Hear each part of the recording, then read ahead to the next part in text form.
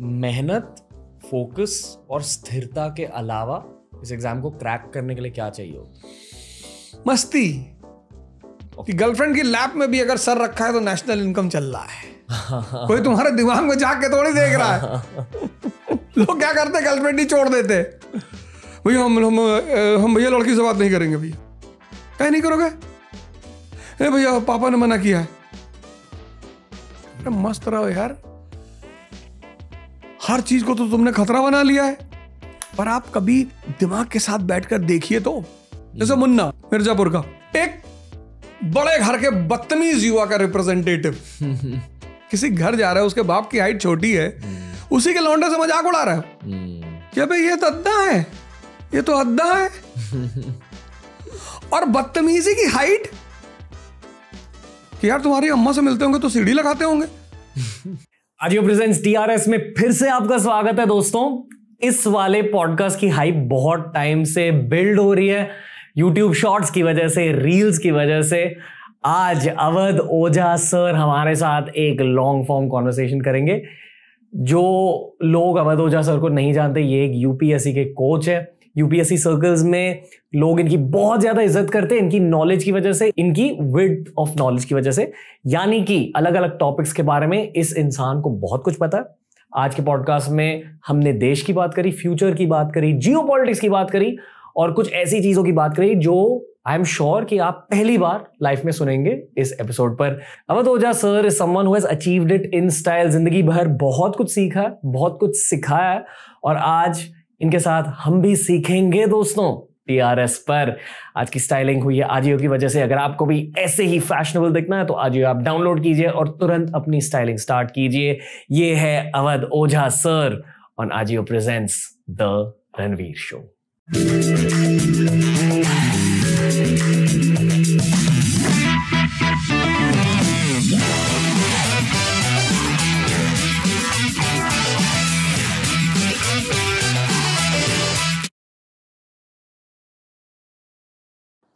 Awadh Ojha sir, पहले से ही मैं ये कह रहा हूँ 5 मिलियन व्यूज के लिए थैंक यू। कैसे हो सर? बढ़िया, बहुत अच्छा। बहुत अच्छा लग रहा है आपके सामने बैठकर भी।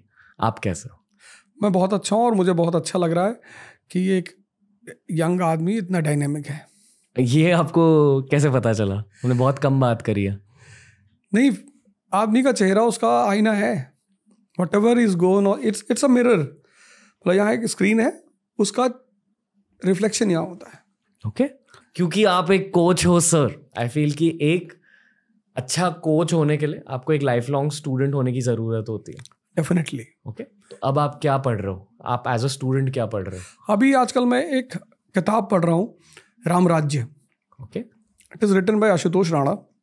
वो मतलब एक्टर आशुतोष? हाँ, यस। और मतलब wonderful description of Rama, his character and all, बहुत अच्छा।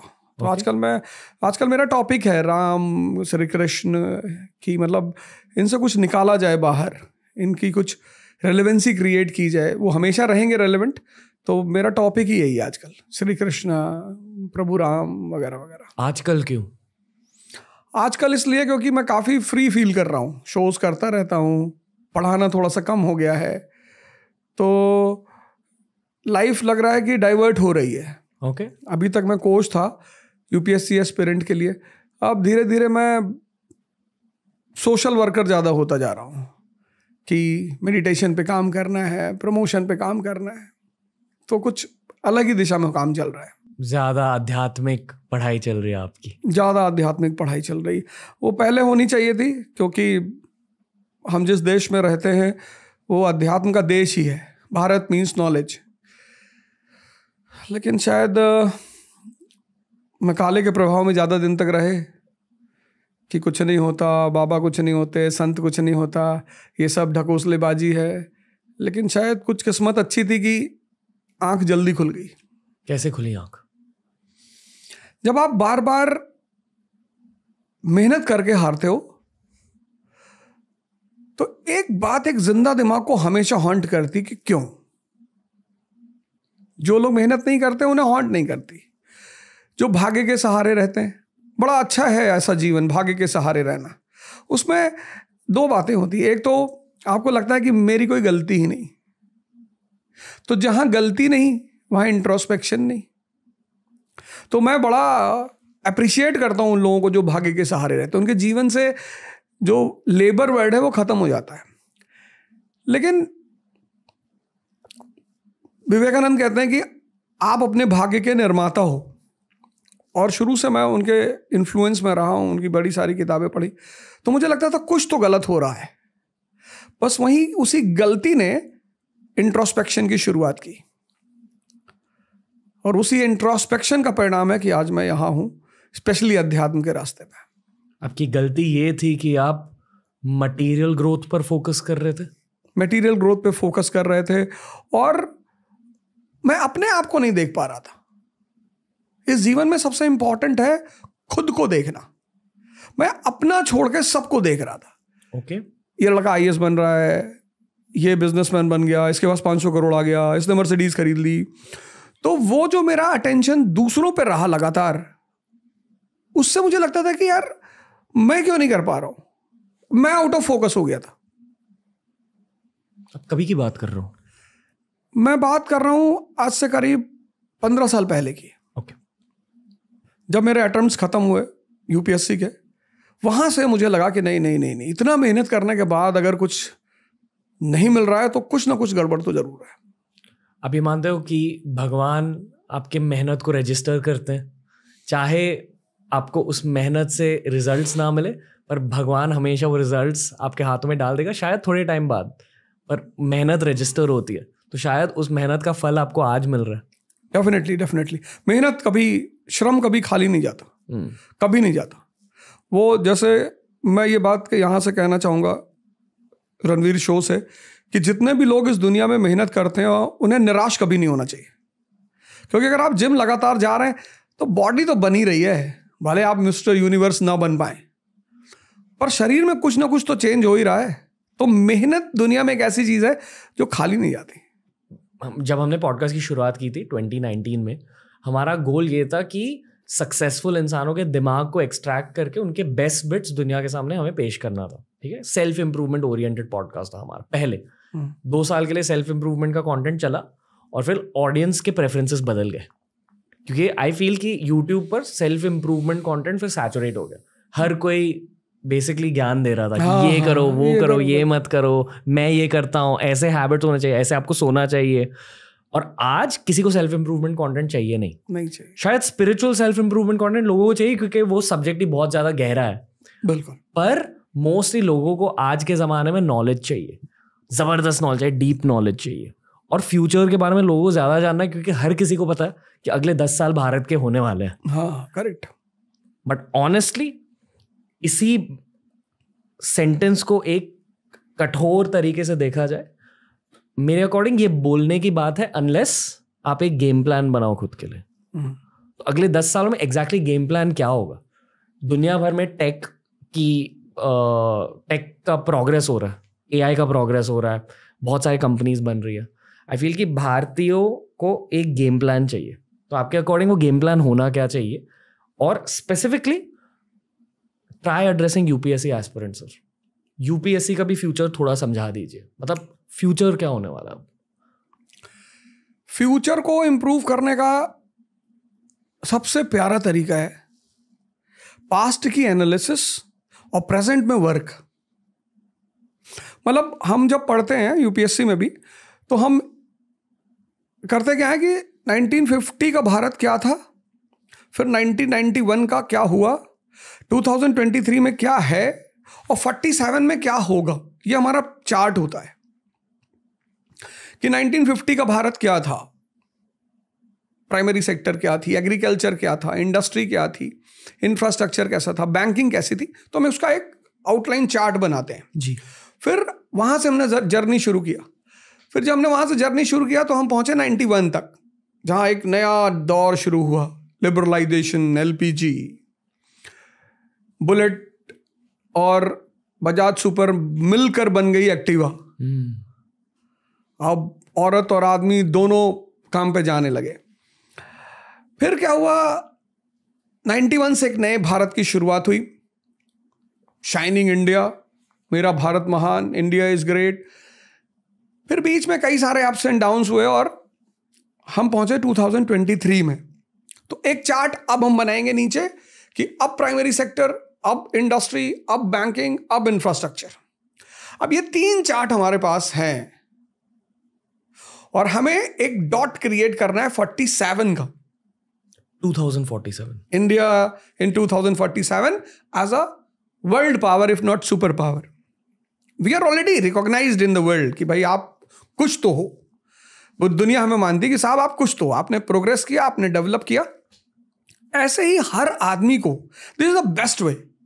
पास्ट की एनालिसिस, पास्ट पर रिपेंटेशन नहीं, मतलब विक्टिम मेंटालिटी आपको छोड़ देगी। एकदम छोड़नी है आपको। पास्ट की रिपेंटेशन और पास्ट का ग्लोरिफिकेशन। हमारे बाबा हाथी पे चलते थे, अरे भैया तुम साइकिल पे चल रहे हो तो तुम प्रेजेंट में रहो, बाबा तो चलते ही थे। तो पास्ट की एनालिसिस, प्रेजेंट का प्रायोरिटी एंड प्लानिंग, ये जो 2 P है लाइफ में, ये इतने इंपॉर्टेंट है। जैसे मैं देखता हूं कि 22 साल का लड़का आमतौर पर तैयारी करने आता है। अब 22 साल का लड़के का जो सेंसस लेवल है बहुत स्ट्रांग है। अब वो लड़की देखेगा तो अट्रैक्शन तो हो गई, अब वो ऑडी देखेगा तो अट्रैक्शन हो गई। उस अट्रैक्शन में उसके साथ दूसरी तरफ जब वो देखता है तो उसका जीवन। अब 90% लड़के क्या होते हैं, युवा। हो सकता है हम भी कभी ना कभी इसके थोड़ा बहुत शिकार तो थे ही, बोले भले ना। तो होता क्या है कि हम उनको इंटरमिक्स कर देते हैं। गर्लफ्रेंड बना ली, तैयारी भी शुरू कर दी। वहां पर उस लड़के को क्या करना चाहिए, एक प्रायोरिटी सेट करनी चाहिए कि यार पहला क्या करेंगे।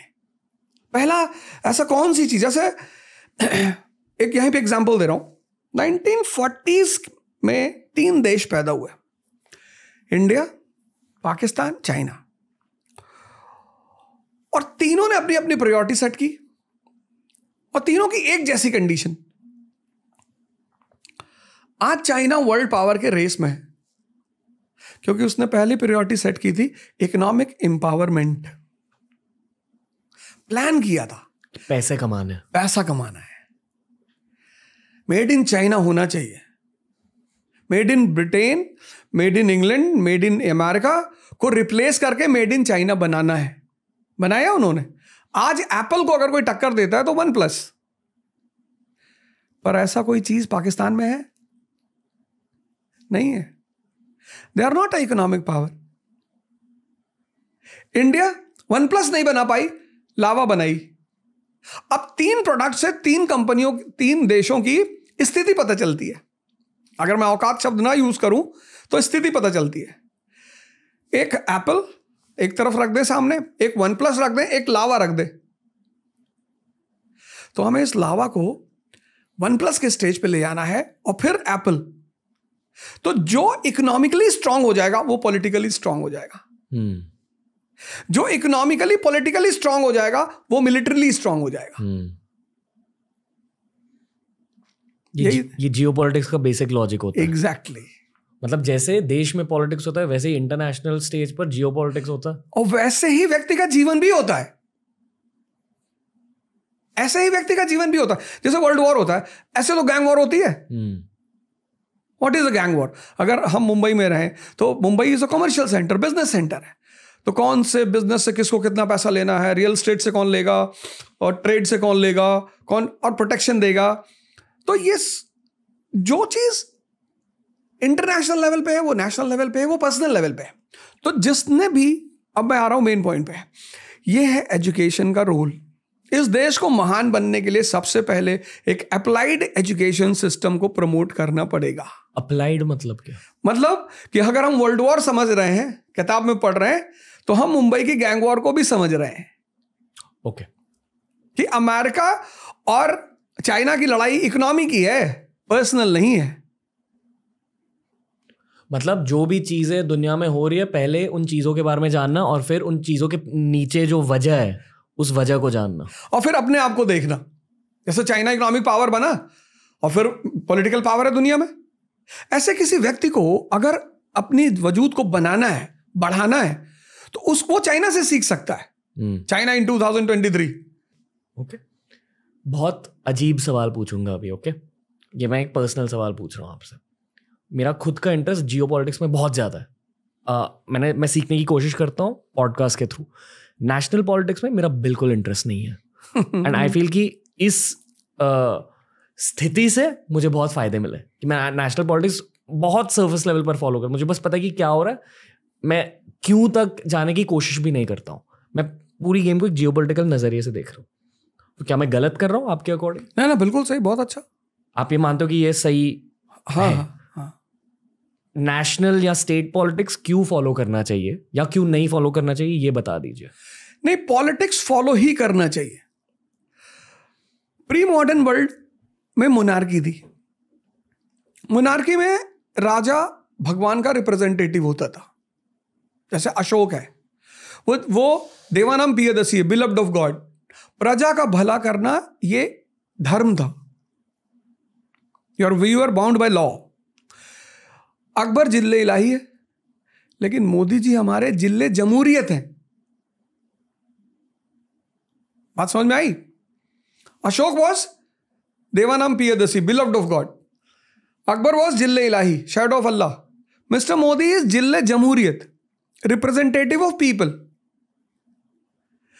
तो पॉलिटिक्स समझना इसलिए जरूरी है क्योंकि आपका जो रिप्रेजेंटेटिव है, चाहे वो स्टेट में है या नेशन में है, वो आपकी प्रायोरिटी के हिसाब से काम कर रहा है या नहीं। जैसे आज हम भारत को देखें, हमारे भारत के लोग इनोसेंट बहुत हैं, बहुत, मतलब इतने इनोसेंट लोग पूरी दुनिया में कहीं नहीं है। आप इन्हें बिना तथ्य के कुछ भी समझा सकते हो। यह देश एविडेंशियल नहीं है। जैसे ब्रिटेन का आदमी आपसे एविडेंस मांगेगा, यह देश लॉजिकल है। बस आप लॉजिकली किसी चीज को प्रूव कर ले आओ, लोग मान लेंगे। तो ये देश बड़ा इनोसेंट है।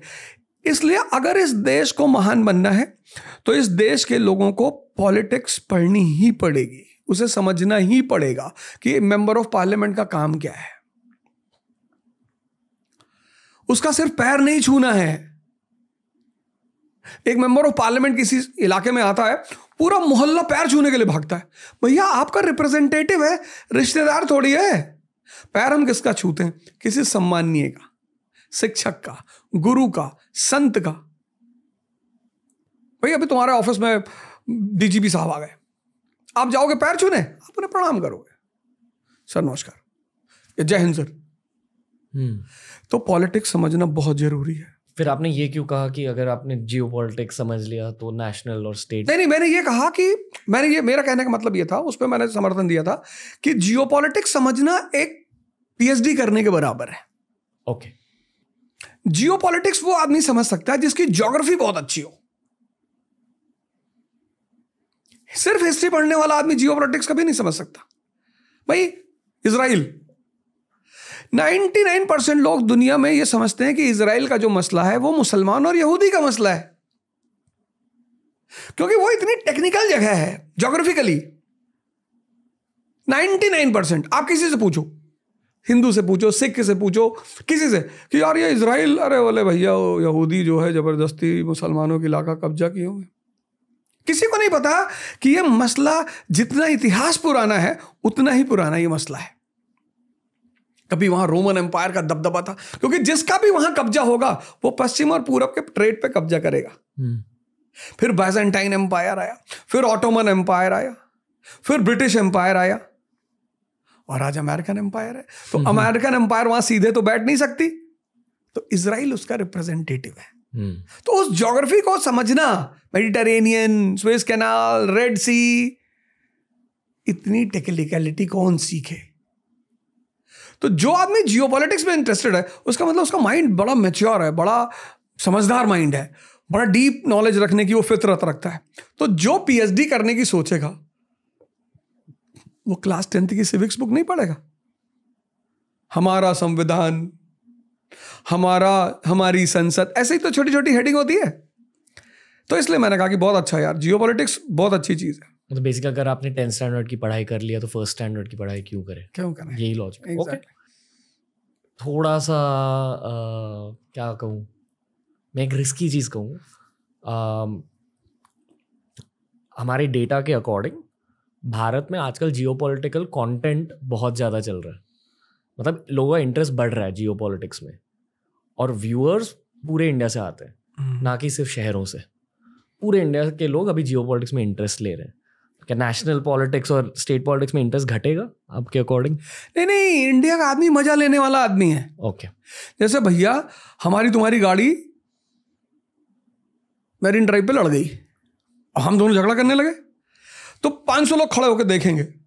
ये इंडिया के लोगों की एक बड़ी अजीब सी बात है। मतलब दुनिया भर में बिग बॉस चाहिए। हाँ, तो मजा ले रहे हैं। और अगर हम दोनों नहीं लड़े, मतलब एक दूसरे को हमने घूसा नहीं मारा, तो पब्लिक बड़ी निराश होगी। ओके, क्या मजा ही नहीं आया, पबजी टाइम वेस्ट कर दिए। तो ये इंडियन साइकोलॉजी। अब जैसे यूक्रेन वॉर चल रहा है, अब किसी को नहीं पता क्यों चल रहा है। इस दुनिया भारत में सिर्फ 1% लोगों को पता चल रहा होगा कि ये वार्म वाटर पॉलिसी का परिणाम है। पीटर द ग्रेट लेकर आया था 17वीं सेंचुरी में। लेकिन देख सब रहे हैं। क्यों?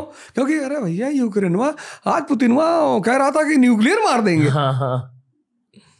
तो जो 4 आदमी बैठे हुए हैं अंधेरी में चाय की दुकान पे, और पूना में यवले चाय वाले के पास बैठे हैं, और इलाहाबाद में पप्पू चाय वाले, इनको कोई वॉर से थोड़ी मतलब है। अच्छा, पहले क्या था? पहले ये वॉर दिखाई नहीं पड़ते थे। लिबरलाइजेशन से पहले सबके घर में टीवियां नहीं थी। अब सबके घर में टीवी है। अब टीवी जिसके पास नहीं भी है, तो एप्पल से लेके लावा तक का फोन तो है ही है। यूट्यूब खोल लेता है वो कि मिसाइल मारा पुतिन ने कहा होगा दुनिया का खात्मा।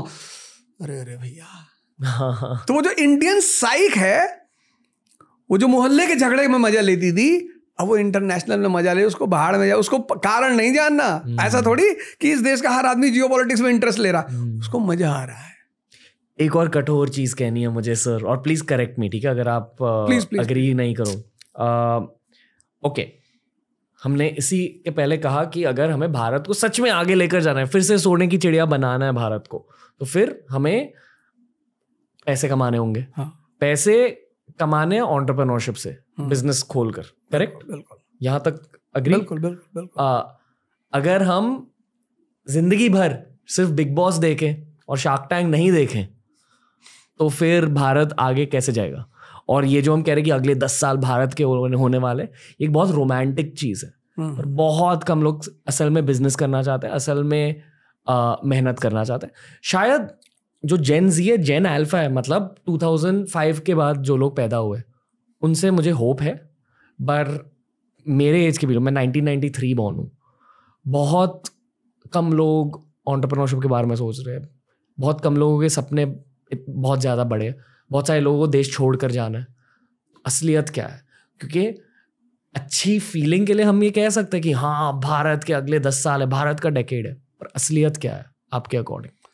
असलियत यह है कि इस देश में 2 बातें हैं। एक, आपने अपनी जनरेशन को, इस जैसे सदगुरु हैं, कैसे तैयार किया उन्होंने अपनी बेटी को।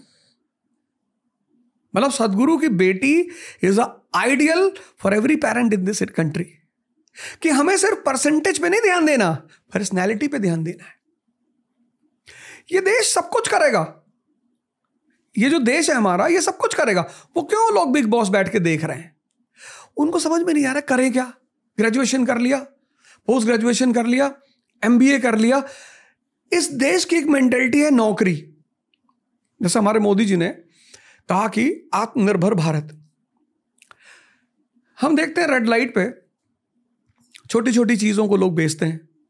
एक डॉग मैंने देखा, लोगों को वो डॉग टॉय बेचते हैं जिसका डॉग का सर हिलता रहता है, 100 रुपए में 2। वो भी चाइना से आता है। जो विंड पाइप, वो वाइपर होते हैं छोटे छोटे, इतनी बड़ी बॉटल में वाइपर लगा होता है विंड ग्लासेस साफ करने के लिए, मेड इन चाइना लिखा हुआ उस पर।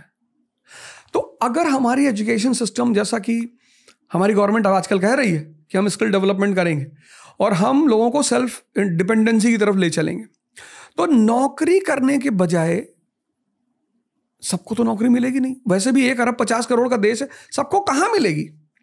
मैं कल ही जब मैं मुंबई आ रहा था तो मैं सोच रहा था, मैंने सोचा यार कुछ ना कुछ ऐसा किया जाए कि लोगों को ये बात लगे कि यार नौकरी मिलने से पहले हमें कुछ ना कुछ तो करना चाहिए। जैसे मैंने बहुत सारे लोगों को देखा, वो कहते हैं कि गरीब बच्चे कैसे पढ़ेंगे, गरीब बच्चे स्कूल में होते हैं, 12th के बाद कोई गरीब नहीं होता।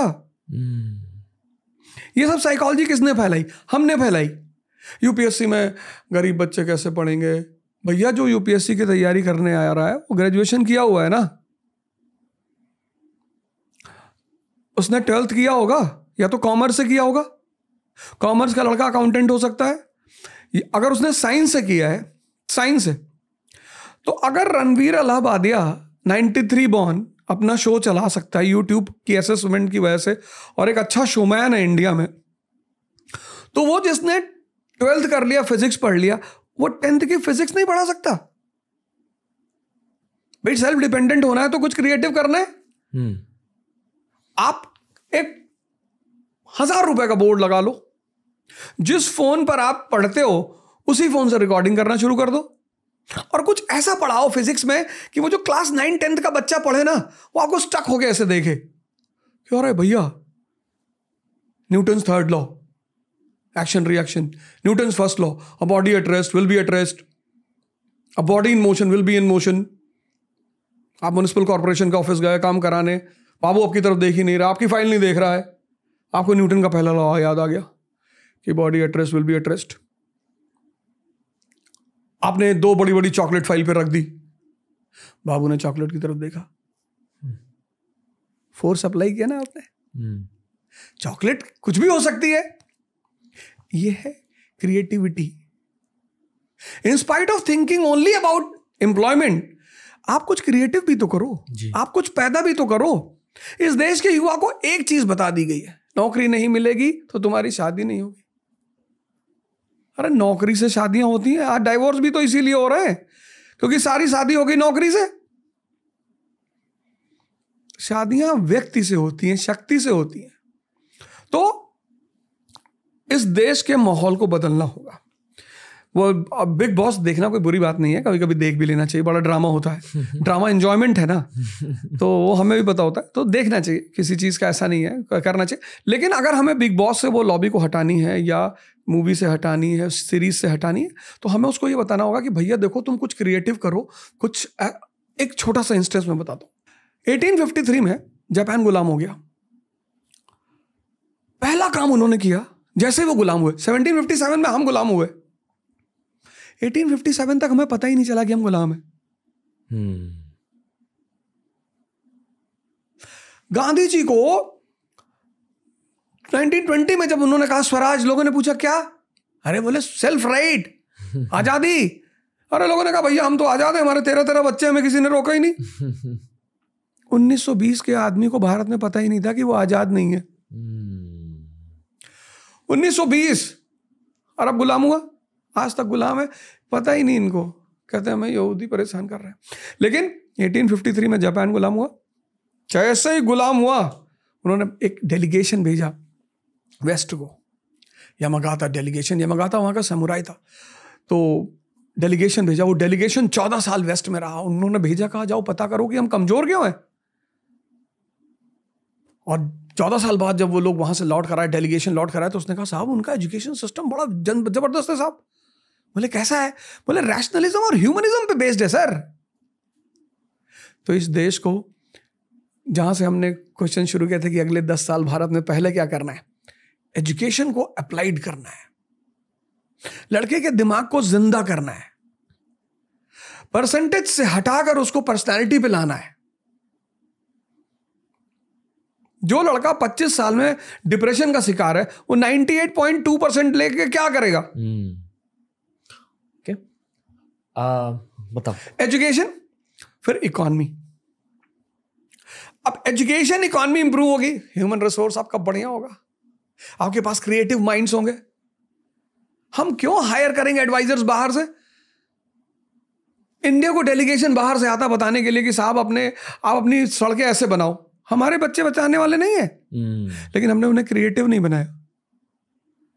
यहां का सबसे ज्यादा पढ़ा लिखा लड़का यूएस जा रहा है, जर्मनी जा रहा है। क्यों जा रहा है? क्योंकि उसे इज्जत नहीं मिल रही है। तो तीसरा काम हमें करना है, गुड गवर्नेंस बनानी है कि अगर रणवीर 1 करोड़ रुपए टैक्स दे रहा है इंडियन गवर्नमेंट को, तो उसे लगे कि नहीं यार, गवर्नमेंट बॉदर्स अबाउट मी। और अगले 10 साल में मेड इन इंडिया,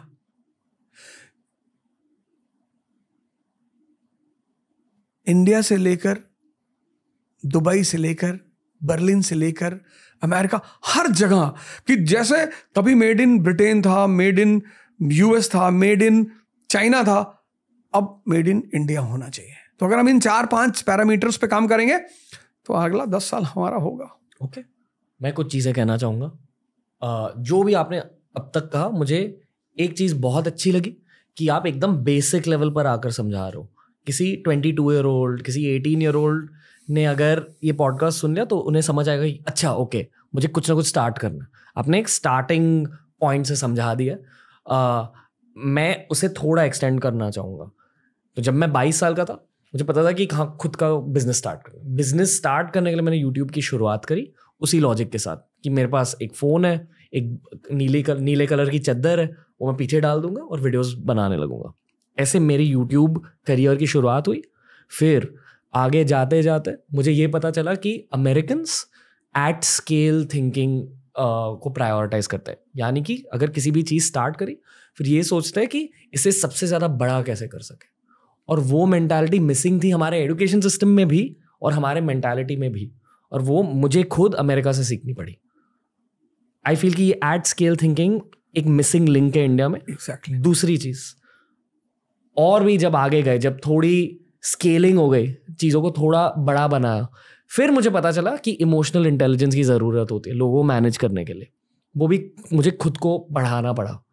और emotional intelligence I feel to some extent, हाँ, अब थोड़ा बहुत बिग बॉस से, फिल्मों से सीख सकते हो। हाँ, बिल्कुल बिल्कुल बिल्कुल। पर मेनली आपको सेल्फ इम्प्रूवमेंट कंटेंट देखने की ज़रूरत है। दूसरों के दिमाग कैसे चलते हैं, साइकोलॉजी सब्जेक्ट क्या होता है, लीडरशिप क्या होती है, इमोशनल इंटेलिजेंस सीख ले। और अगर क्रिएटिविटी की बात आई, आई स्ट्रांगली फील हमें दूसरे देशों का कंटेंट देखना चाहिए। भारत में हम सिर्फ भारतीय कंटेंट देखते हैं, पर ये भी जानना चाहिए कि जर्मनी में कैसा कंटेंट चल रहा है, अमेरिका में कैसा कंटेंट चल रहा है, मिस्टर बीस्ट जो एक बहुत बड़े यूट्यूबर, वो कैसे सोच रहे हैं, वो कल्चर जस्ट है। आई फील कि क्रिएटिविटी भारतीय बच्चे सीख लेंगे, डिज़ाइन सीख लेंगे इंटरनेशनल यूट्यूब चैनल से। इमोशनल इंटेलिजेंस को लेकर मुझे थोड़ा डर होता है। आई डोंट नो अगर हर कोई सीखे, स्पेशली मर्द शायद इमोशनल इंटेलिजेंस सीखेंगे नहीं। और एट स्केल थिंकिंग, अगर ये 3 चीज़ें सीख ली हर भारतीय ने, फिर शायद भारत में बहुत सारे बिजनेसेस बनेंगे और फिर शायद भारत के 10 साल, हमारे 10 साल होंगे। I think Ranveer Allahbadia is engineer ji, और अभी 30 साल का लड़का and a known name in India. अगर ये रणवीर इलाहाबादिया अमेरिका चला जाता, कौन जानता उसे? यू टुक अ रिस्क, है ना? You thought creative, you take your example. मैं तो अभी यही सोच रहा था, यू आर स्पीकिंग, तो मुझे लगा कि यार एग्जाम्पल मेरे सामने बैठा हुआ है। मुझे बहुत सारी चीज़ों का सामना करना पड़ा था कॉलेज में। जब मैं प्लेसमेंट्स के लिए नहीं बैठा, जब मैंने GRE नहीं दिया, मेरे सारे दोस्त GRE दे रहे थे, अमेरिका जा रहे थे, मैंने उनसे कहा कि नहीं, मुझे लगता है कि यहाँ अपॉर्चुनिटी है, कुछ ना कुछ कर सकते, कुछ ना कुछ बड़ा कर सकते। बहुत मजाक उड़ाया गया, मुझे बहुत बुरा लगता था, बहुत रोता था अकेले में। Now see you took the risk ना। मैं यही सोच रहा था कि you are 30 year young guy. Old तो ये लोग, हम लोग नाक में लगाते हैं 20 year old. You are 30 year young guy, और यार तुमने इतना बढ़िया, you are doing such a great job.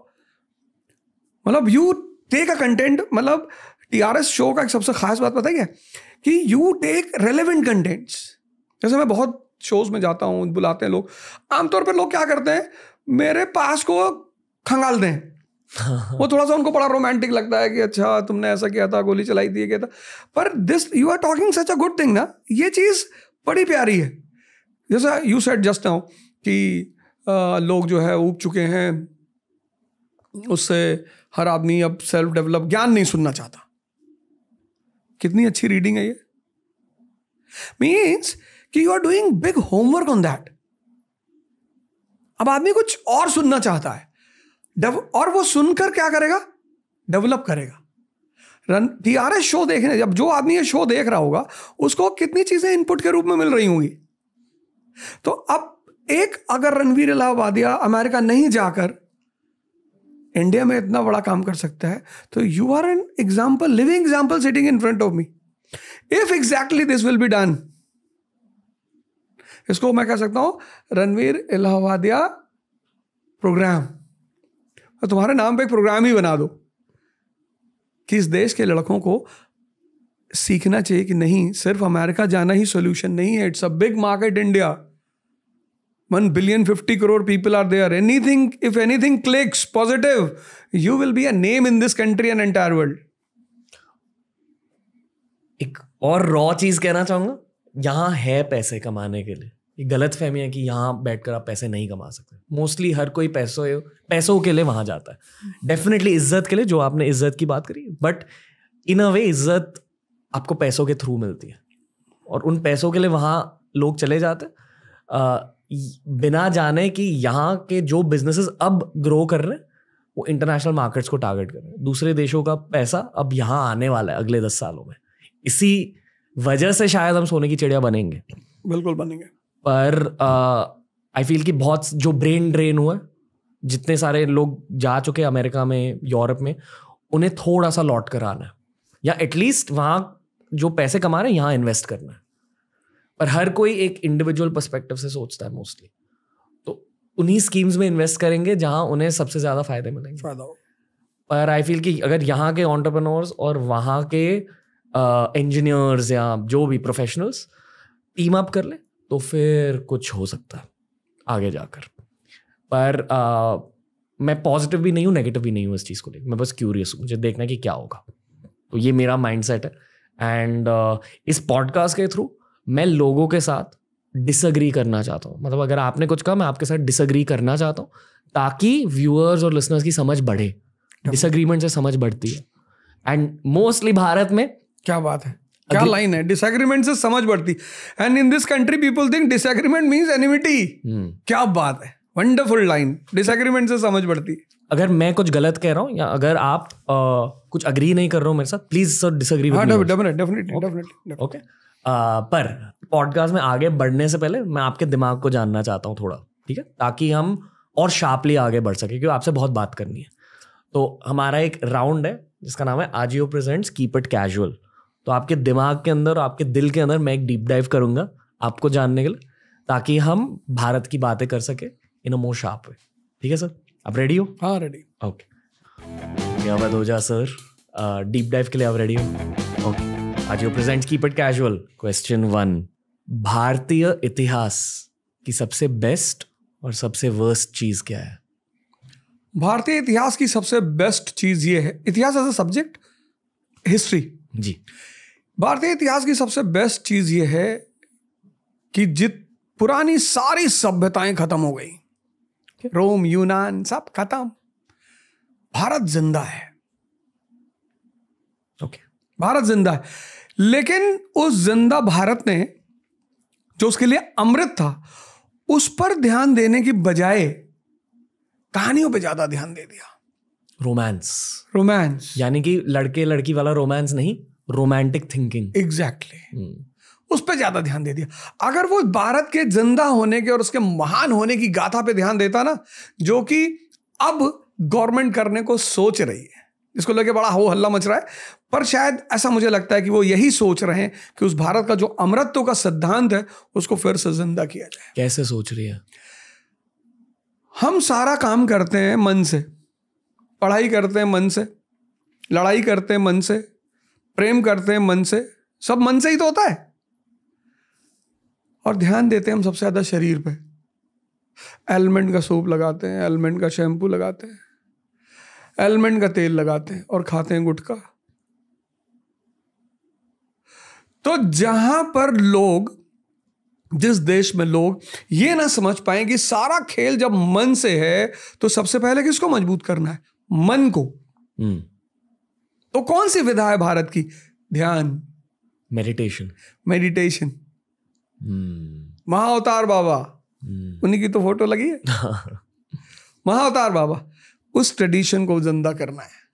उस ट्रेडिशन को ध्यान, हमारे यहाँ ध्यान कौन करता है? जिसको कैंसर हो गया, जो बीमार है, उसको कहा जाता है कि ध्यान करने से बीमारी ठीक होती। ध्यान करने से मन ताकतवर होता है, और वही ताकतवर मन आपको प्रेम में बनाए रखेगा, आपको पढ़ाई में बनाए रखेगा, आपको पूजा में बनाए रखेगा। ध्यान करोगे आप बैठ के 2 घंटा, तो वो पुरानी गरिमा को, इतिहास को ध्यान देना चाहिए। वहां इतिहास ने ध्यान नहीं दिया, रोमांटिसिज्म पे ज्यादा ध्यान दिया उसने। Meditation is the gym for creativity. Exactly. Okay, और वर्स्ट चीज भी बतानी है आपको। वही मैं, भारतीय इतिहास वर्स्ट चीज यही है कि भूल चुके हैं, योग भूल चुके हैं। वाओ। ओके, दूसरा सवाल, यूपीएससी एस्पिरेंट्स की एक सबसे कॉमन गलती और एक अंडररेटेड गलती, यानी कि एक गलती जो हाईलाइट नहीं की जाती। एक सबसे कॉमन गलती और एक गलती जो लोगों को पता नहीं है ज्यादा। प्रिपरेशन शब्द को समझ ही नहीं पाते, और कॉमन गलती कभी सिलेबस पढ़ते ही नहीं।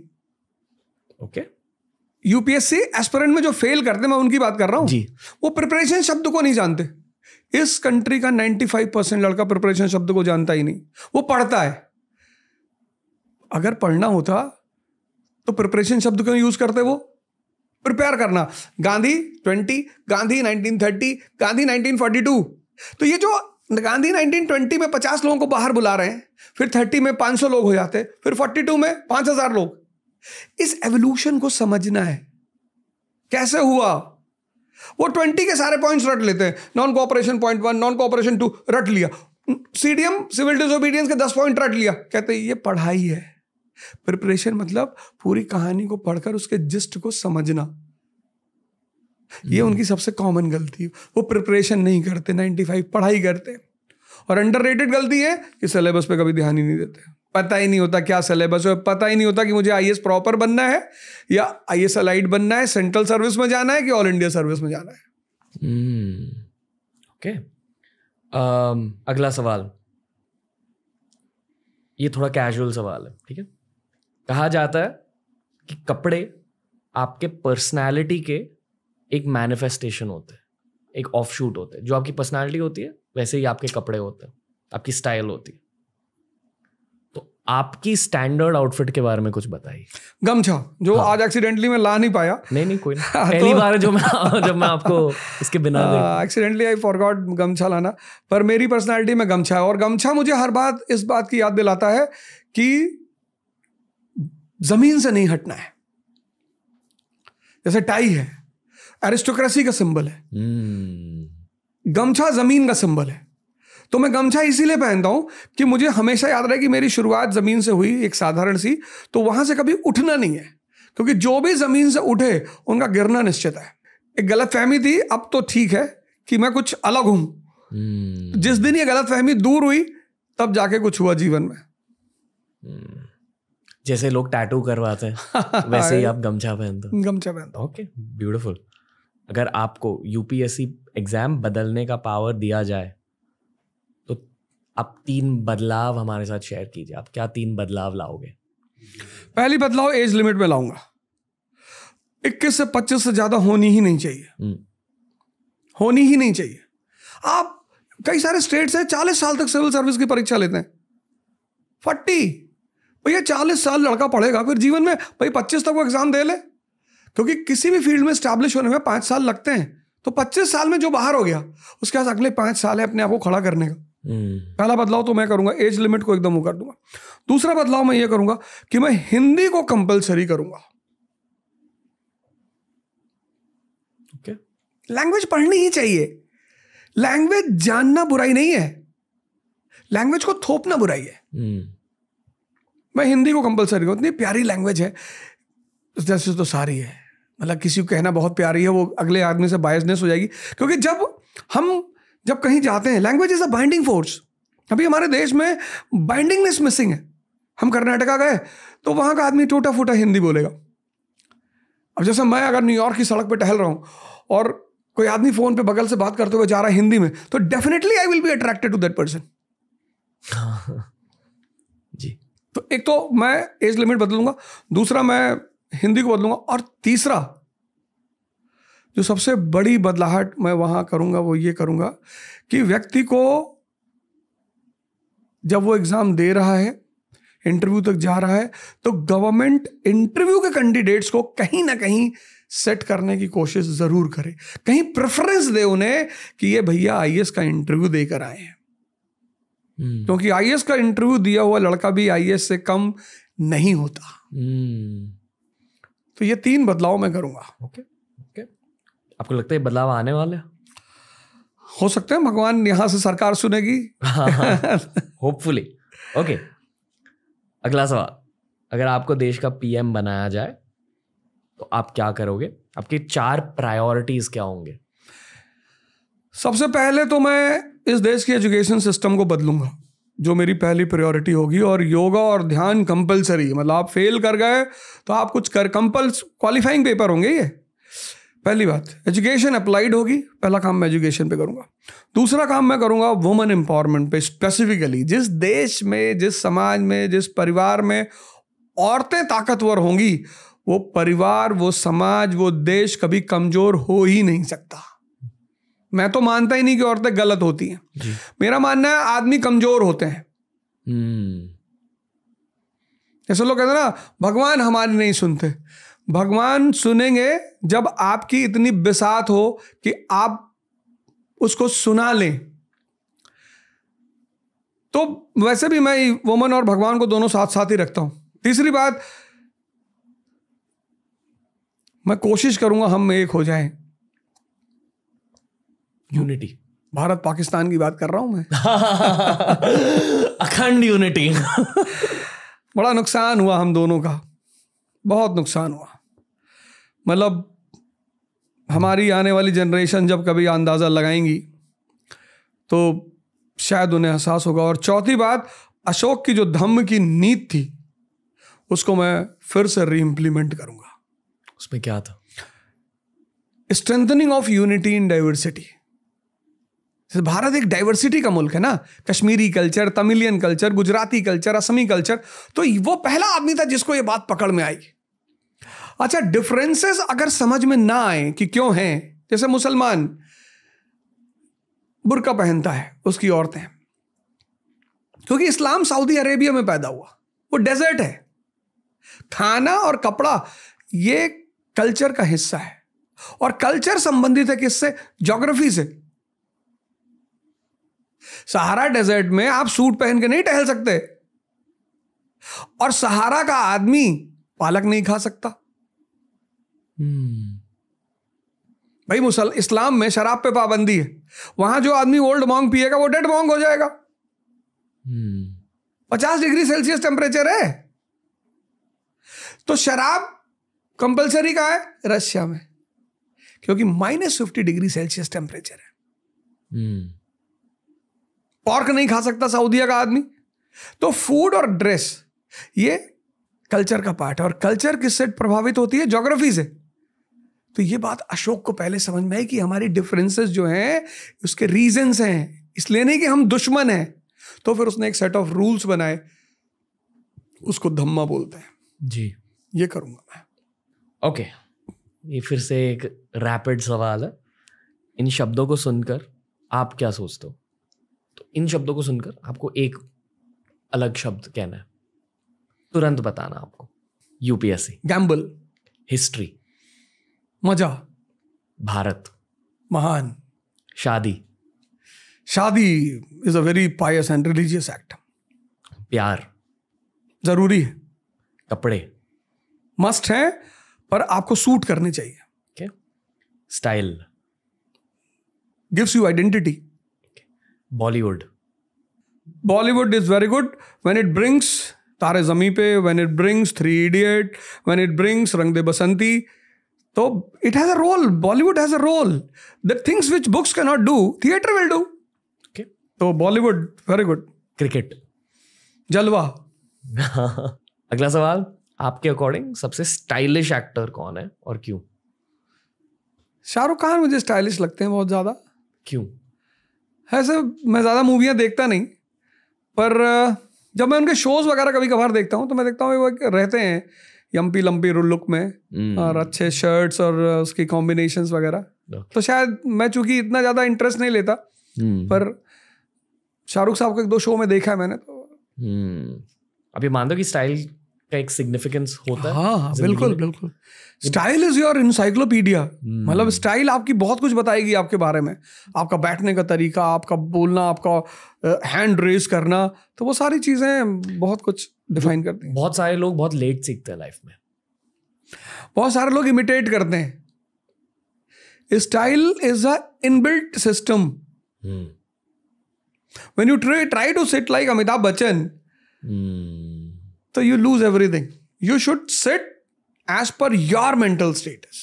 जैसे आप अंदर से वीरता का भाव लिए बैठे हैं, तो वो आपकी बॉडी से दिखाई पड़ना चाहिए। सिर्फ मूंछ बड़ी करके और घुमा लेने के और आंख टेढ़ी करके आप, वो बात ओरिजिनलिटी नहीं आएगी। ओके।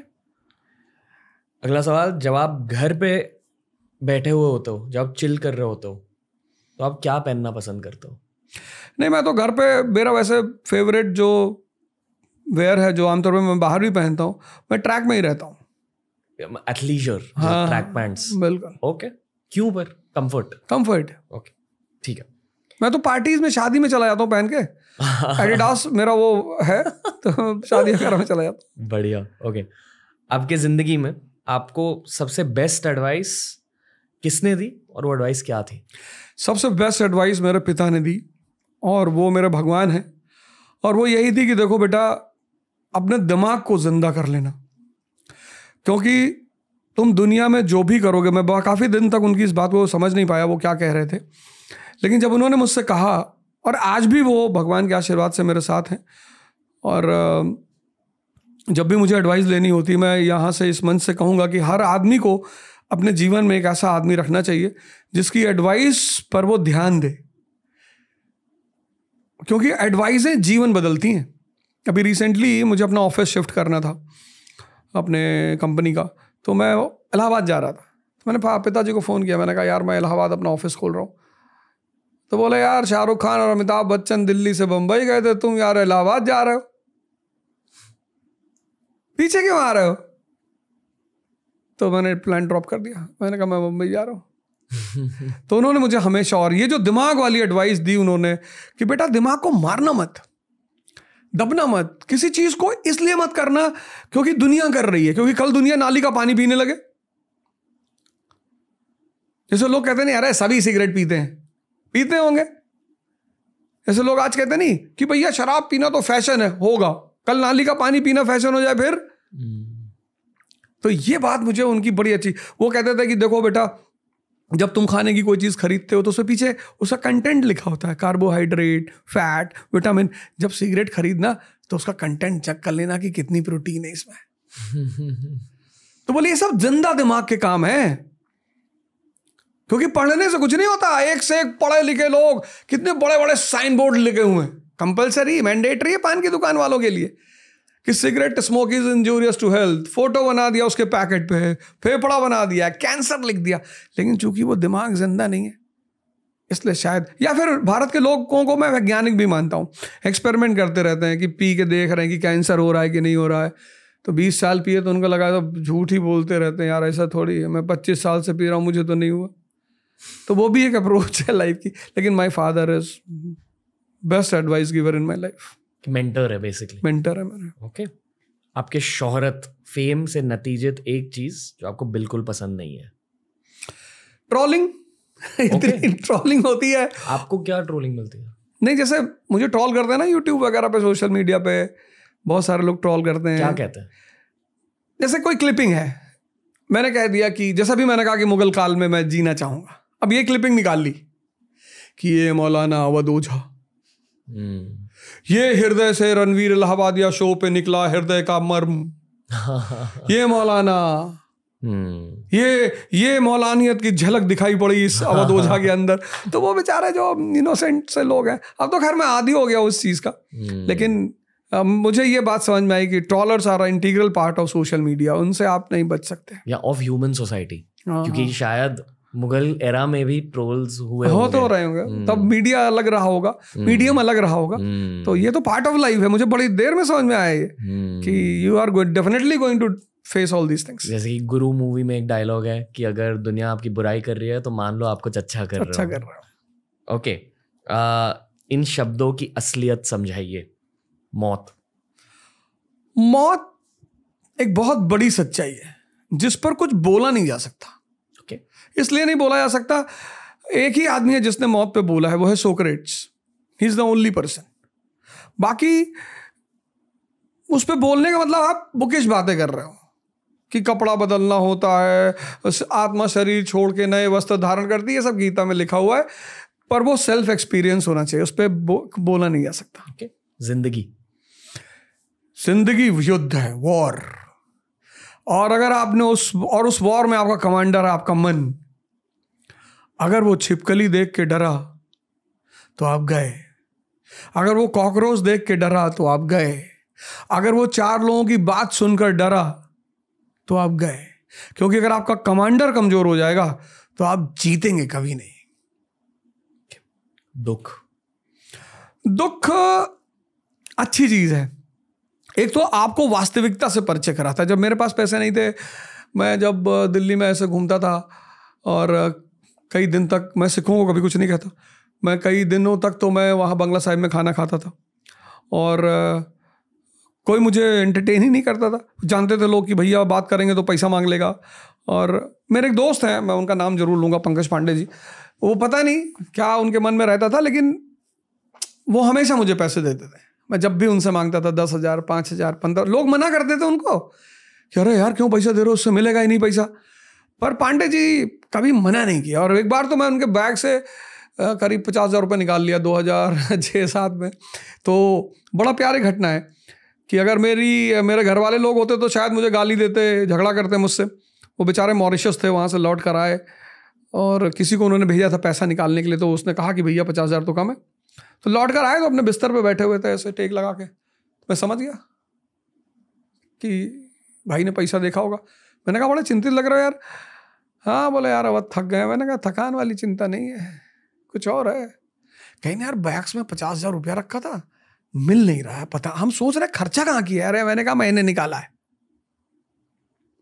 कहे यार अवध हम समझ नहीं पा रहे थे, हम कैसे तुमसे कहें। क्या तरीका था बात को कहने का। भाई आप किसी घर में रह रहे हैं, वो तो कह देगा तुरंत कि तुम ही थे यार, मेरे बॉक्स में पैसा रखा हुआ था, तुम पैसा नहीं मिल रहा है, क्या किए पैसा। लेकिन कितना बढ़िया दिमाग रहा होगा कि नहीं यार, अगर मैं डायरेक्टली पूछ लूँगा कहीं हर्ट ना हो जाए, कहीं चोरी का एहसास ना हो जाए। तो दुख होना चाहिए आदमी को जीवन में, उससे आदमी को वास्तविकताएं पता चलती हैं।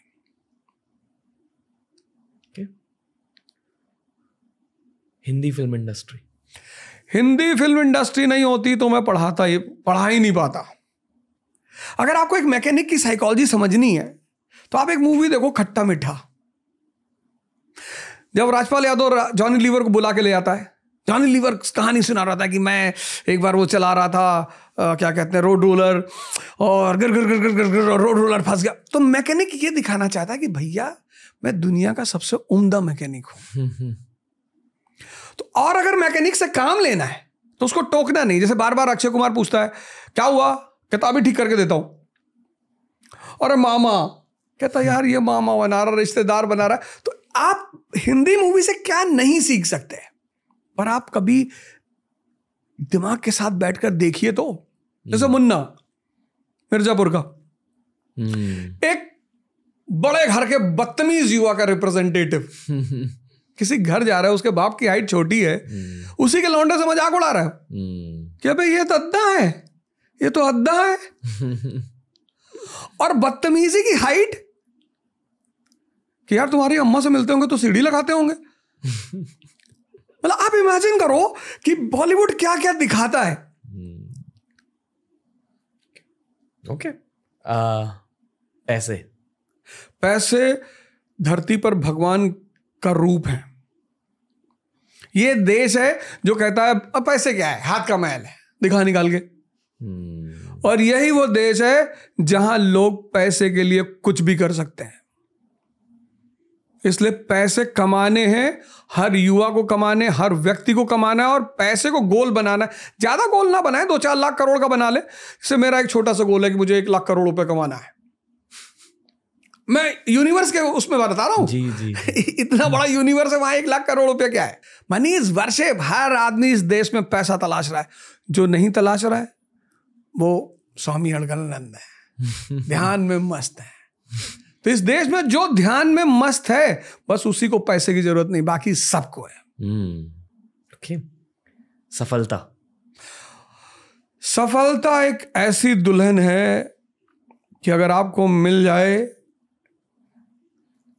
तो आपकी गली का कुत्ता भी आपको अपना जीजा बना लेगा। बड़ी प्यारी चीज है सफलता। मतलब मैं सोचता हूं मैं आज भी वैसा ही अवध हो जाऊं, मैं आज भी झूठ बोलता हूं, मैं आज भी सोचता हूं बेईमानी करूंगा, मैं कहता हूं मतलब मेरा एक गोल है लाइफ में कि दुनिया का बेईमानों का भगवान बनना। मुझे ईमानदार बनना ही नहीं। कितने सारे ईमानदार इस देश में, मुझे नहीं बनना। इस देश में रहकर मुझे इस बात का एहसास हुआ कि ईमानदार बनना ही नहीं है। सब मुझे जानते हैं कि ये बेईमान है, ये झूठ बोल रहा है, बदमाश है, अपराधी है, लेकिन सब मेरे सामने आके कहते हैं यार अवध भैया बहुत बढ़िया यार, बहुत अच्छा लग रहा है भैया, आप भैया क्या पढ़ाते हैं भैया। मैं कुछ नहीं पढ़ाता हूं, लेकिन चूंकि आज भगवान के आशीर्वाद ने, गुरुओं के आशीर्वाद ने, आइडेंटिटी, मैं हर उस चेहरों को देखता हूं तो मुझे लगता है कल तक तो तुम मुझे गाली दे रहे थे। सफलता बहुत जरूरी है और मिलेगी कब? जब आप किसी गुरु का शरण पकड़ लो। किसी को पकड़ो, आप पंडित रविशंकर को पकड़ लो, आप सदगुरु को पकड़ लो, आप आशुतोष महाराज को पकड़ लो, आप YSS के पार्ट हो जाओ, आप इस देश के किसी संत को पकड़ो। आप डरो मत कि अरे कुछ संतों ने धोखा दिया। एक 50,000 की गड्डी में अगर 5 नोट नकली हो जाए तो हम पूरी गड्डी थोड़ी जलाएंगे। सफलता बहुत प्यारी चीज है, बहुत प्यारी। पॉडकास्ट तो और भी अच्छी चीज है। मतलब आप पूरी दुनिया से कनेक्टेड होते हैं, आपकी आइडियोलॉजीज बाहर जाती हैं। पॉडकास्ट इज लाइक वो जो एक जादूगरनी का मिरर होता था जिसमें वो जाके सब कुछ देखती थी पूरी दुनिया में क्या हो रहा है। तो बचपन में हमने कहानियां पढ़ी थी कि एक जादूगरनी थी, उसके पास ग्लोब था, तो पूछती थी कि साउथ अफ्रीका में क्या चल रहा, तो दिखाई पड़ता था। तो पहले अगर आज से 20 साल पहले अवध ओझा होता तो शायद उसको 2, 4, 10, 20, 50 लोग जानते। मेरे जैसे न जाने कितने अवध ओझा रहे होंगे आज से 20 साल पहले जो बहुत कुछ दुनिया को दे सकते थे, पर पॉडकास्ट नहीं था तो वो नहीं दे पाए। तो अब न जाने कितने अवध ओझा आएंगे और जिनको फिर कोई रणवीर अलाहाबादिया इंटरव्यू करेगा और उस आदमी की जो अचीवमेंट है, जो उसने सीखा है, वो उसको स्कैटर करेंगे। आज के एपिसोड में आपको क्या पता चला पॉडकास्ट के बारे में? ये पहली बार है कि आप पॉडकास्ट कर रहे हो? नहीं, मैं कर चुका हूँ, कई सारे कर चुका हूँ। ओके। पॉडकास्ट में आपको फर्क क्या महसूस होता है as compare to regular interviews या जो भी? क्या होता है? असलियत निकल के आती? असलियत निकल कर आती है और मतलब ये है कि अच्छा है, बहुत अच्छा है। ओके। तो लगता है कि भारतीय पॉडकास्ट सुनेंगे? एकदम सुनेंगे। करेंगे क्या? इसके लिए उन्हें डेवलप नहीं, क्रिएटिव या होना नहीं चाहते तो अब कुछ सुन के सीखेंगे। कितनी अच्छी बातें हो रही हैं भारत 2047 में।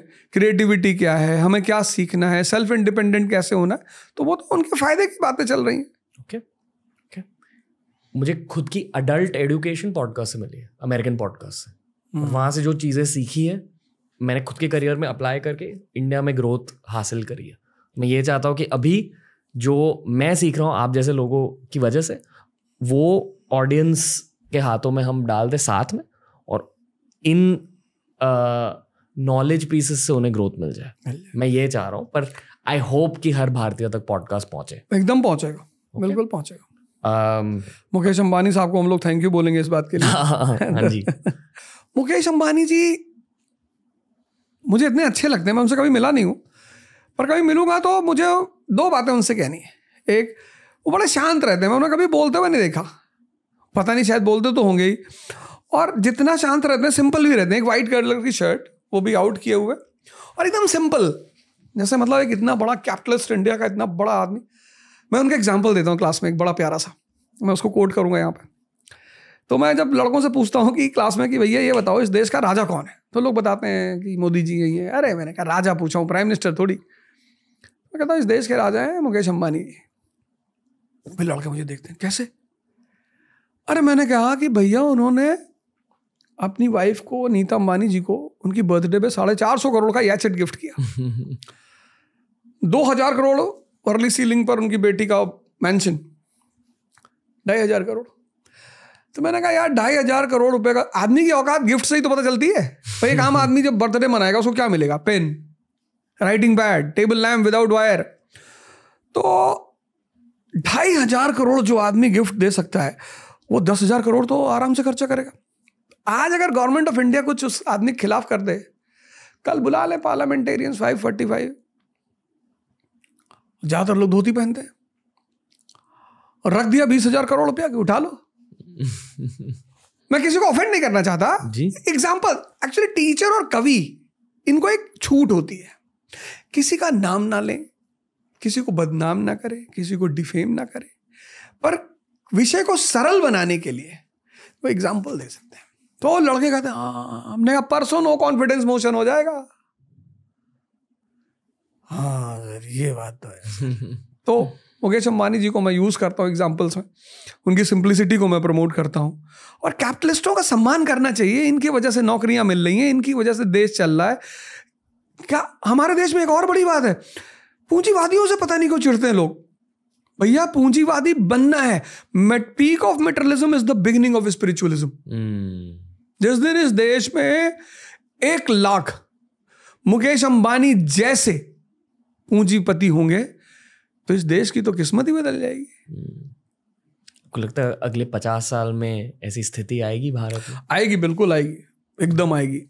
अब हमारे देश का जो युवा है उसको हर तरफ से कनेक्टिविटी मिल रही है, इन्फॉर्मेशन मिल रही है, बात चल रही है। जैसे हम, मेरी ही बात, अब हम यहाँ बात कर रहे हैं, तो मैं यहाँ के मंच से अपने युवाओं को, अपने मित्रों को बोलूंगा कि देखो यार, ये मत कहो कि मैं गरीब हूं, ये कहना ही छोड़ो कि मैं गरीब। मैं 7 महीने होटल में काम किया, शादी हो चुकी थी, कोचिंग चल रही थी, पैसा आता नहीं था, बेटी हो चुकी थी। किससे डेली जाकर मैं कहता मुझे पैसे दो? तो मैं कहूंगा, मैं यहां से कहूंगा कि सब कुछ ना कुछ करो, कुछ ना कुछ, और धीरे धीरे एक एक्सपीरियंस मिलता है। पैसा भले ही कम मिलता है। मैंने जब पढ़ाना शुरू किया तो मोहम्मद हुसैन भाई थे, उन्हीं की वजह से मैं पढ़ाना शुरू किया, तो वो हमें खाना खिलाते थे, कोई पैसा वैसा नहीं, कभी दे दिया 2,000, 5,000, 10,000, पैसा नहीं। लेकिन हमारे साथ के लोग कहते थे तुमको बेवकूफ़ बना रहा है। अरे मैंने कहा कोई बेवकूफ़ नहीं बना रहा है, अनुभव दे रहा है। तो जब आप बाहर निकलते हो, समाज को फेस करते हो, कुछ काम करते हो, तो पैसे कम मिलेंगे आपको, नो डाउट, अनुभव तो मिलेगा, साहस मिलेगा, हिम्मत मिलेगा, स्ट्रगल करने की क्षमता बढ़ेगी, कॉन्फिडेंस बढ़ेगा। तो आएंगे परिवर्तन, ऐसी बात नहीं कि नहीं आएंगे, बिल्कुल आएंगे। अवध ओझा का सबसे मनपसंद खाना क्या है और क्यों? मेरा सबसे मनपसंद खाना है बाटी चोखा। सेम। और बाटी चोखा के लिए तो मैं पैदल 10-20 किलोमीटर चला जाऊं जी। तो, और वो भी खासकर जो पूर्वांचल में बनती है, बिहार में। जी। वो उस पे उपले पे भुना हुआ आलू, हाँ जी, उसी पे भुना हुआ टमाटर और पूरा मसाला और मिर्चा और ये सब डालकर और घी में डूबी हुई बाटी, अरे उसका कोई तोड़ नहीं। मुंबई में इसकी बहुत कमी फील होती है हमें। अच्छा, यहाँ अच्छे लिट्टी चोखा या बाटी चोखा मिलते नहीं। तो मैं बोलता हूँ अपने किसी दोस्त को कि भैया तुम लॉन्च करो, मुंबई में बहुत स्कोप है वहाँ। यही था हमारा Ajio presents keep it casual round. Sir, बहुत कुछ पता चला आपके बारे में, आपके दिल को हमने जाना, पर मैं आपको कठोर सवाल भी पूछूंगा। बिल्कुल। ओके। हर हिस्टोरिकल फिगर के 2 पहलू होते हैं, और बेसिकली आपके रियलिटी के अकॉर्डिंग, आपके जज्बातों के अकॉर्डिंग, जिस पहलू में आप ज्यादा बिलीव करते हो आप वो पेश करोगे। नहीं, ऐसा नहीं है। जैसे मैं क्या करता हूं, मेरा मानना ये है कि लाइफ, मैंने कहा युद्ध है, तो हर दिन चुनौतियां हैं। तो जो आदमी के लिए चुनौती प्रॉब्लम है वो आम आदमी है। जैसे कोई आया यहाँ, उसने कहा यार रणवीर यार येलो करा लेते, ये तो बड़ा गंदा सा कलर है। अरे भैया आपको कौन से इस कलर से शादी करनी है? ओके। कुछ लोगों का अप्रोच लाइफ में ऐसा होता है, वो हर जगह जहां जाते हैं ना कमी निकालते हैं। हम आए हैं यहाँ 2 घंटे का शो करने, सब कुछ अच्छा है। क्यों अच्छा है? क्योंकि जिसका है उसको अच्छा लग रहा है। ओके। मैं आपको एक बहुत तीखी चीज बोलूंगा, ठीक है मेरे? ओके। और उस तीखी चीज कहने से पहले मैं मेरी खुद की रियलिटी भी शेयर करूंगा लोगों के साथ। मैं खुद अल्ट्रुइस्टिक थॉट में बिलीव करता हूँ, यानी कि संसार का भला होना चाहिए, हर व्यक्ति का भला होना चाहिए, हर प्राणी का भला होना चाहिए। और ये मेरी कोर फिलॉसफी है रिसेंटली, स्पेशली मैं बुद्धिज्म से बहुत ज़्यादा इंस्पायर्ड हूँ, ठीक है। और मैं खुद हिंदू, हर किसी से प्यार करता हूँ, हर धर्म से प्यार करता हूँ। हमारे देश के बहुत सारे हिंदू परिवारों में और बहुत सारे मुस्लिम परिवारों में दूसरे फेथ्स की बुराई होती है, पर घर के अंदर, ठीक है, घर के अंदर शायद एक हिंदू परिवार इस्लाम की बुराई करेगा और एक इस्लामिक परिवार हिंदुइज्म की बुराई करेगा, और ये ठीक है, ये असलियत है। ये सिर्फ इस देश की असलियत नहीं है, ये दुनिया भर की है। पर पब्लिक में शायद उन्हीं जज्बातों को ज्यादा सेलिब्रेट करने के लिए हम हिस्टोरिकल नजरिए शेयर करते हैं, एग्जैक्टली, ताकि जो हम घर पर बातें कर रहे हैं वो बातें वैलिडेट हो जाए कि ये देखो इसलिए मैं वो वैसी बातें करता हूँ। बिल्कुल। फॉर एग्जाम्पल, शायद जिस घर में हिंदू फैमिलीज इस्लाम की बुराई करते हैं वो पब्लिकली हिस्टोरिकली मुस्लिम्स की बुराई करेंगे, और जिस घर में मुस्लिम्स हिंदुओं की बुराई करते हैं वो पब्लिकली आकर शायद कोई हिस्टोरिकल हिंदू की बुराई करेंगे। और ये एक ह्यूमन नेचर की असलियत है। पर ये इंटरनेट का पास्ट फेज है, यानी कि पिछले 5-10 सालों में बहुत शार्प ओपिनियंस थे इंटरनेट पर, हर चीज को लेकर पोलराइज्ड ओपिनियंस। आई फील कि अगले 5-10 सालों में होपफुली ब्रोकन डाउन ओपिनियंस होंगे, जहां लोग 360 डिग्री से उसी चीज को देखेंगे। एंड आई होप कि पॉडकास्ट के थ्रू ऐसी थॉट इंक्रीज हो जाए। बिल्कुल होंगे। कोई भी पूरे तरीके से अच्छा नहीं है, कोई भी पूरे तरीके से बुरा नहीं है। हर इंसान ग्रे कलर का होता है, कोई वाइट या ब्लैक नहीं है, नहीं होता। करेक्ट। उस नजरिए से हमें स्पेक्ट्रम की बातें करनी चाहिए। आई डोंट फील कि अकबर पूरे तरीके से एक विलन भी था या पूरे तरीके से हीरो भी था। करेक्ट। कुछ अच्छी चीजें करी भारत के लिए, कुछ बुरी चीजें करी भारत के लिए, पर ओवरऑल हमारे पॉडकास्ट में आपने मुगल फेस को काफी ज्यादा हाईलाइट किया, एंड आई एम श्योर कि आपने भी मुगल फेस को इसी नजरिए से पढ़ा है, पूरे तरीके से रिसर्च के साथ। तो उस ग्रे स्पेक्ट्रम में कहाँ पड़ता है मुगल फेस? एकदम बुरा था भारत के लिए? नहीं, एकदम अच्छा था भारत के लिए। अरे लाल किला बना, ताजमहल बना, सब बना। तो काफी सारे हिंदू ये मानते हैं कि क्योंकि बहुत सारे हिंदू कन्वर्ट हुए इसलिए मुगल फेस बुरा था देश के लिए। नहीं, ऐसे तो बहुत सारे लोग क्रिश्चियनिटी में भी कन्वर्ट हुए अंग्रेजों के आने के बाद। अंग्रेजों से बहुत पहले, मुगलों से बहुत पहले केरला में क्रिश्चियनिटी आई, लोग वहां क्रिश्चियन बने। वो तो जैसा कि एक कहानी मैं सुनता हूं, मुझे बड़ी हंसी आती है उस कहानी को सुन के। फिर मैंने कहा हमारे देश के लोग बहुत इनोसेंट हैं। मुझसे एक साहब ने कहा कि औरंगजेब जो है डेली 10,000 हिंदुओं को मार के खाना खाता था। मैंने कहा अच्छा। मैंने उनसे कुछ नहीं कहा, मैं सबसे बहस नहीं करता। एक बार एक गधे ने एक बाघ से कहा कि दादा, बाघ ने कहा क्या? कहा घास नीली है। बाघ ने कहा बदतमीजी कर रहे हो तुम मुझसे, घास हरी है। उसने कहा नहीं दादा, आपकी आंख खराब है, टेस्ट करा लो, घास नीली होती है। बाघ ने कहा बदतमीज, चलो राजा के पास गए, शेर के पास। बोले भाई साहब, ये सर ये कह रहा घास नीली होती, मेरी आंख खराब है। शेर ने देखा बाघ की तरफ, कहा बाघ को 50 कोड़े मारे जाए। गधा हंसता हुआ चला गया। तो बाघ ने कहा कि सरकार, आप तो राजा हैं, आप तो देख ही रहे कि घास हरी है। बोले घास तो हरी ही है, ये सजा तुझे गधे से बहस करने के लिए मिल रही है। जिस देश में लोग इंजीनियरिंग करने के बाद कंपाउंड की डिफिनेशन नहीं जानते, 10th के बाद जिन्होंने हिस्ट्री नहीं पढ़ी 90% लोगों ने, और हिस्ट्री पढ़ी भी तो ये सुन के पढ़ी कि बेटा इतिहास पढ़ने से नौकरी नहीं मिलती, उस देश में क्या हिस्ट्री पे डिस्कशन होगा?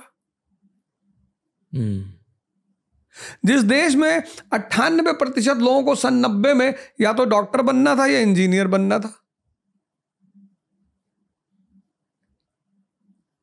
तो कोई बुरा अच्छे की बात नहीं। जैसे हमारी पड़ोस की आंटी ने मुझसे कहा कि अवध, मैंने कहा जी आंटी। बोले मेरे बेटे को स्कूल छोड़ दो। मैंने छोड़ दिया, मैं उनके लिए बहुत अच्छा हो गया। उन्होंने मुझसे कहा मेरे बेटे को स्कूल छोड़ दो। मैंने कहा मैं तो अपनी माँ की बात नहीं सुनता, तुम्हारी क्यों सुनूंगा। अब वो मेरी बुराई करने लगी। इस देश में, इस दुनिया में खासकर, आप जिसके इंटरेस्ट के में हैं आप उसके लिए अच्छे हैं। अच्छा बुरा कुछ होता नहीं। वही जो आप घर पे बात करते हो, एग्जैक्टली जो आपके दिल में है। तो मुगल्स जो है वो, मैं तो बार बार ये कहता हूं कि इस देश का आदमी क्यों नहीं सुधरता। आप सिर्फ रोते हो, साहब हमको महमूद गजनी ने मारा, साहब हमको साहब 17 बार मारा साहब, फिर साहब हमको सर तैमूर लेम ने मारा सर 1398 में, साहब सर दिल्ली में बड़ा खून खराबा मचा, फिर साहब हमको साहब बाबर आके मारा साहब, फिर साहब हमको नादिर शाह सर 1739 में साहब हमारा पीकॉक थ्रोन लेके चला गया साहब, फिर साहब अब्दाली आके मारा साहब। अरे तुम कैसे आदमी हो यार, तुमको बार बार बाहर से आके आदमी मार रहा है, तुम एक ही नहीं हो रहा। तो तुम अपनी कमी देखने की बजाय क्या एस्केप रूट निकाला भारतीयों ने, वो मुसलमान बड़े बदतमीज हैं। अरे तुम ताकतवर हो जाओ, यहूदी ताकतवर नहीं हो गए। डॉट जैसा मुल्क है वेस्ट एशिया में, किसी की औकात है उनको आंख दिखा दे। मैं एक और चीज हाईलाइट करना चाहूंगा। पॉडकास्ट के स्टार्ट में आपने कहा कि भारतीय, हर भारतीय, हिंदू, मुस्लिम, सिख, बुद्धिस्ट, थोड़े रोमांटिक होते हैं, पास्ट में जीना पसंद करते हैं। एग्जैक्टली ना कि प्रेजेंट में जीना। और प्रेजेंट में मुझे 2 फील्ड से बहुत ज़्यादा इंस्पिरेशन मिलती है। पहली फील्ड स्पोर्ट्स, जहाँ कोहली और शिखर धवन के साथ मोहम्मद सिराज और मोहम्मद शमी भी एक ही टीम में खेलते हैं। बिल्कुल। और दूसरी फील्ड बिजनेस, क्योंकि अभी चाइना और अमेरिका हमारी बहुत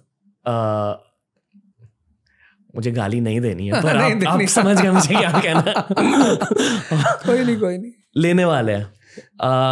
और अगर हमें ये विश्व कप जीतना है तो हमें भारतीय क्रिकेट टीम से इंस्पिरेशन लेनी पड़ेगी, जहां जात धर्म देखे नहीं जाते, एबिलिटी देखी जाती है और टीम वर्क देखा जाता है। बिल्कुल। पर इस पॉडकास्ट के थ्रू हमने करीब 500 एपिसोड रिकॉर्ड किए। मैंने ये डेफिनेटली देखा है कि जिन लोगों के पॉलिटिकल एम्बिशंस होते हैं या जो लोग नेशनल पॉलिटिक्स में बहुत ज़्यादा ध्यान देते हैं, वही लोग ये हिंदू मुस्लिम के झगड़े को हाईलाइट करते रहते हैं इस पॉडकास्ट पर। और जो लोग कैपिटलिस्टिक होते हैं, जो लोग फ्यूचरिस्टिक होते हैं, जो लोग जियो पॉलिटिक्स समझते हैं, वो हमेशा हिंदू मुस्लिम यूनिटी के बारे में बात करते हैं। क्योंकि अगर इस देश में हिंदू मुस्लिम यूनिटी टूटी, देश भी टूटेगा, और ये सच है। एग्जैक्टली। पर बहुत सारे पॉलिटिशियंस अपने खुद के एम्बिशन के लिए हिंदू मुस्लिम यूनिटी को तोड़ना चाहते हैं। या एक्चुअली मैं हिंदू मुस्लिम यूनिटी नहीं तोड़ना नहीं चाहते, फायदा उठाना चाहते हैं। क्योंकि रिलीजन, धर्म एक ऐसी चीज है जो हर इंसान के दिल में होती है, या बहुत सारे इंसानों के दिल में होती है। अगर आपने उनके दिल में जाकर उनको अफेक्ट किया तो उनका दिमाग भी अफेक्ट हो जाता है, आप उन्हें कंट्रोल कर पाते हो। अगर मासेस को कंट्रोल करना है तो उनके रिलीजन से बात करो। ये एक बहुत बेसिक फिलोसॉफिकल चीज होती है गवर्नेंस में। चाणक्य भी इसी के बारे में बताते थे, और यही हो रहा है आज हमारे देश में। आई फील कि पिछले 5-10 सालों में ज्यादा हुआ। आजकल के लोग होपफुली पॉडकास्ट के थ्रू, होपफुली यूट्यूब के थ्रू ये जान रहे कि अभी जियोपॉलिटिकल गेम स्टार्ट हो रही है, ना कि नेशनल पॉलिटिक्स के गेम्स। नेशनल पॉलिटिक्स और ये हिंदू मुस्लिम के फाइट्स को छोड़ो और बिजनेस के बारे में सोचो, जियोपॉलिटिक्स के बारे में सोचो। बहुत कुछ हो रहा है दुनिया में, बहुत कुछ हो रहा है दुनिया में। कुछ कहना चाहोगे? नहीं, बिल्कुल, मैं दोनों पे कहना चाहूँगा। स्पोर्ट्स के बारे में भी। स्पोर्ट्स, पहले मैं स्पोर्ट्स पे ही बोलूँगा। स्पोर्ट्स जीवन में जितनी इंपॉर्टेंट सांसें हैं, आज आप देखो कितने लोग डायबिटिक पेशेंट हैं। क्यों? जीवन तो है, खेल खत्म हो गया। हम छोटे थे तो 50-50 ओवर मैच खेल रहे हैं, उसके बाद कुछ भी खा रहे हैं, लोहा भी खा रहे हैं, हजम हो रहा है। तो एक तो स्पोर्ट्स आपको स्वस्थ रखता है। दूसरा, स्पोर्ट्स क्या करता है, आपकी जो स्पिरिट है ना, आप हार गए और आप अपने जीते हुए दोस्त को जाके बधाई दे रहे हो, वो स्पिरिट पैदा करता है। स्पोर्ट्स एक मल्टी डायमेंशनल चीज है। स्पोर्ट्स मतलब ये नहीं कि सिर्फ बल्ला पकड़ लिए खेल रहे हैं, नहीं। जब आप मैच देखते हो, इंडिया पाकिस्तान का मैच हो रहा है, इंडिया जीत गई, पाकिस्तान में टीवी फोड़ी जा रही है, लेकिन पाकिस्तानी कैप्टन, इंडियन कैप्टन गले मिल रहे हैं। अभी वर्ल्ड कप हुआ, लियोनेल मेसी जीता, बड़ी अच्छी बात है, सब चाहते भी थे, मैं भी चाहता था, मैच शुरू होने से पहले मैं भी चाहता था लियोनेल मेसी जीते। जब मैच खत्म हो गया तो उस मैच से एक हीरो पैदा हुआ, एम्बापे। लड़ता रहा, मारता रहा। अब वो जो स्पिरिट है उसकी, वो मेरी ताकत बन गई। उस बंदे ने अपना पेनल्टी शॉट तो मार ही दिया था कि हारना नहीं है बॉस। फ्रांस के प्रेसिडेंट ने जाके उसके कंधे पे हाथ रखा, उसने कहा हटाओ यार। तो स्पोर्ट्स आपको स्वास्थ्य देता है, स्पोर्ट्स आपको स्पिरिट देता है, स्पोर्ट्स ध्यान सिखाता है। जिसका मन अनस्टेबल है वो क्या खेलेगा? तो जहां पे इतने फैक्टर्स जुड़े हुए हैं, आज के बच्चे, 12 साल के बच्चे को शुगर है क्योंकि सबके पास पैसा है, ज्यादातर लोगों के पास। खाना आप बच्चों को अच्छा खिला रहे हो, लेकिन बच्चे खेल ही नहीं पा रहे। मोबाइल ने बहुत कुछ दिया, बहुत कुछ छीना। उसमें एक चीज छीन ली, बाहर घूमना छीन लिया। मैं अभी आ रहा था प्लेन से, तो मेरे बगल एक साहब बैठे हुए थे, मैं तो किताब पढ़ रहा था। अब तो किताबें मेरी नशा बन गई। जिस चीज से आपको पैसा मिलता हो, इज्जत मिलती हो, आप उसको अगर छोड़ देंगे तो आप खत्म हो जाएंगे। और मुझे ये सब चीज मिला किताबों से। इसलिए मैं चाहता हूं कि डॉक्टर अंबेडकर का जो बर्थडे है 14 अप्रैल, उसको एजुकेशन डे मनाया जाए, क्योंकि वो भी आदमी दलित से ब्राह्मण बना एजुकेशन की वजह से। सरकार उसको एजुकेशन डे डिक्लेयर कर दे कि आज के दिन एजुकेशन पर चर्चा होगी कि एजुकेशन क्या होती है, ये क्या होता है। तो स्पोर्ट्स बहुत बड़ी चीज है, वो सांसों के बाद आदमी के जीवन में बहुत जरूरी है और हर आदमी को उस पर ध्यान देना चाहिए। सिर्फ यही नहीं कि स्टेडियम में बैठ के क्रिकेट मैच देख रहे हैं, कुछ ना कुछ खेलना चाहिए। बिजनेस, भारत सोने की चिड़िया, you took up that point. कब था? जब हम टेक्सटाइल एक्सपोर्टर थे, अशोक के टाइम पे। जब हम लेदर एक्सपोर्टर थे, जब हम पेपर एक्सपोर्टर थे, जब हम कटलरी एक्सपोर्टर थे। प्लिनी, रोमन हिस्टोरियन, रो रहा है, कह रहा the entire gold of Rome is flowing towards India. और आज हम कॉर्नफ्लेक्स से लेकर बोइंग तक इंपोर्ट करते हैं। केलॉग्स, जो कंट्री कॉर्न पैदा करती है वो कंट्री केलॉग्स इंपोर्ट करती है। हमारा रुपया नहीं मरेगा तो किसका रुपया मरेगा? एंशिएंट इंडिया, पूरा बाहर का पैसा भारत आ रहा है। हम एक्सपोर्टर थे, बैलेंस ऑफ पेमेंट हमारे फेवर में था, maximum export minimum import. Medieval India, तो ताजमहल बाहर यूरोप वही तो पैसे दे गए तभी तो बना। Maximum export minimum import. आज मैक्सिमम इंपोर्ट मिनिमम एक्सपोर्ट। और जब तक ये बैलेंस, अब तेल तो हम नहीं बना सकते, तेल तो हम एक्सपोर्ट ही करना, लेकिन सब्स्टिट्यूट एनर्जी तो हम यूज ही कर सकते हैं ना। सोलर पावर पे हम ध्यान दे ही रहे हैं, इलेक्ट्रिक कार्स हम ला ही रहे हैं। तो बहुत सारी चीजें जो हम कर सकते हैं। भाई, कार की शीशे का वाइपर तो बना ही सकते हैं ना, साइकिल बना सकते हैं, स्लीपर बना सकते हैं। तो इंडिया को बिजनेस प्रमोशन की जो आइडियोलॉजीज है ना, उनको प्रमोट करना चाहिए हमारी सरकार को, निश्चित तौर पे करना चाहिए। ओके। और इसलिए जो लोग मुगल्स को या जनरली इस्लाम को एक ब्लैक पेंट का कोट के साथ पेंट कर रहे, आई थिंक यूथ को अब उनकी बातें सुननी नहीं चाहिए। मेरा मानना यह है कि जहां भी आपको डाउट हो, जहां भी, जैसे एक साहब ने हमसे कहा हम डॉक्टर अंबेडकर से बहुत नाराज हैं। हमने कहा क्यों? तुम्हारे साथ बदतमीजी की, तुम्हारी वाइफ के साथ? अरे नहीं यार, उस आदमी ने जो है आरक्षण लेकर आया। मैंने कहा यार पढ़ लो कम से कम। You asked me a question, I said यार मैं तैयार नहीं हूं। इस देश में 90% आदमी व्हाट्सएप यूनिवर्सिटी से सुनकर नॉलेजेबल हो गया है।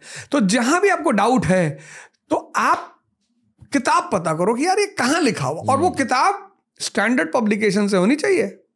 एविडेंस ढूंढो आप बेसिकली। हाँ, वो किताब जो है मजनू पब्लिकेशन से नहीं होनी चाहिए। आप पढ़ो ना, आप पता करो। मैंने पता नहीं क्यों पर 10-12 साल पहले जेई की पढ़ाई करी थी। अच्छा। कुछ समझ नहीं आया। मेरी मैथ्स अच्छी थी, फिजिक्स बहुत अच्छा था, पर केमिस्ट्री और बाकी मुझे याद भी नहीं कौन से सब, यही था, पीसीएम थे। पर मेरे से नहीं होगी, बहुत मेहनत लगी थी। पर मैंने ये जाना कि जेई क्रैक करने के लिए पहले तो आपको बहुत मेहनत करने की ज़रूरत है।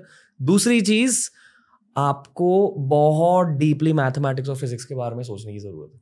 सवाल ऐसे होते जेई में कि मान लो 2 ट्रेन एक दूसरे की तरफ जा रहे हैं, ठीक है, और एक ट्रेन पर एक बर्ड है और 2 ट्रेन की स्पीड ये है और वो बर्ड की स्पीड इतनी है।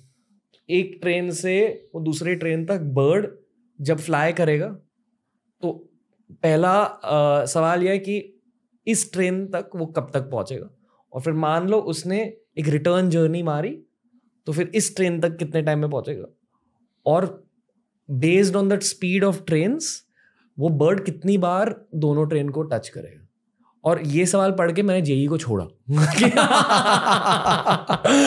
क्योंकि पता चला कि यार ये बहुत डीप थिंकिंग करनी होगी मुझे यहाँ, और मुझे नहीं करनी, क्योंकि शायद मुझे इंजीनियरिंग ही नहीं करनी थी। पर नहीं, मैंने इंजीनियरिंग करी, आसान एग्जाम दिया। आई थिंक अभी आज के ज़माने में हर किसी को जेई देना पड़ता है, तभी ऑप्शंस होते थे एग्जाम्स, तो I chose an easy exam.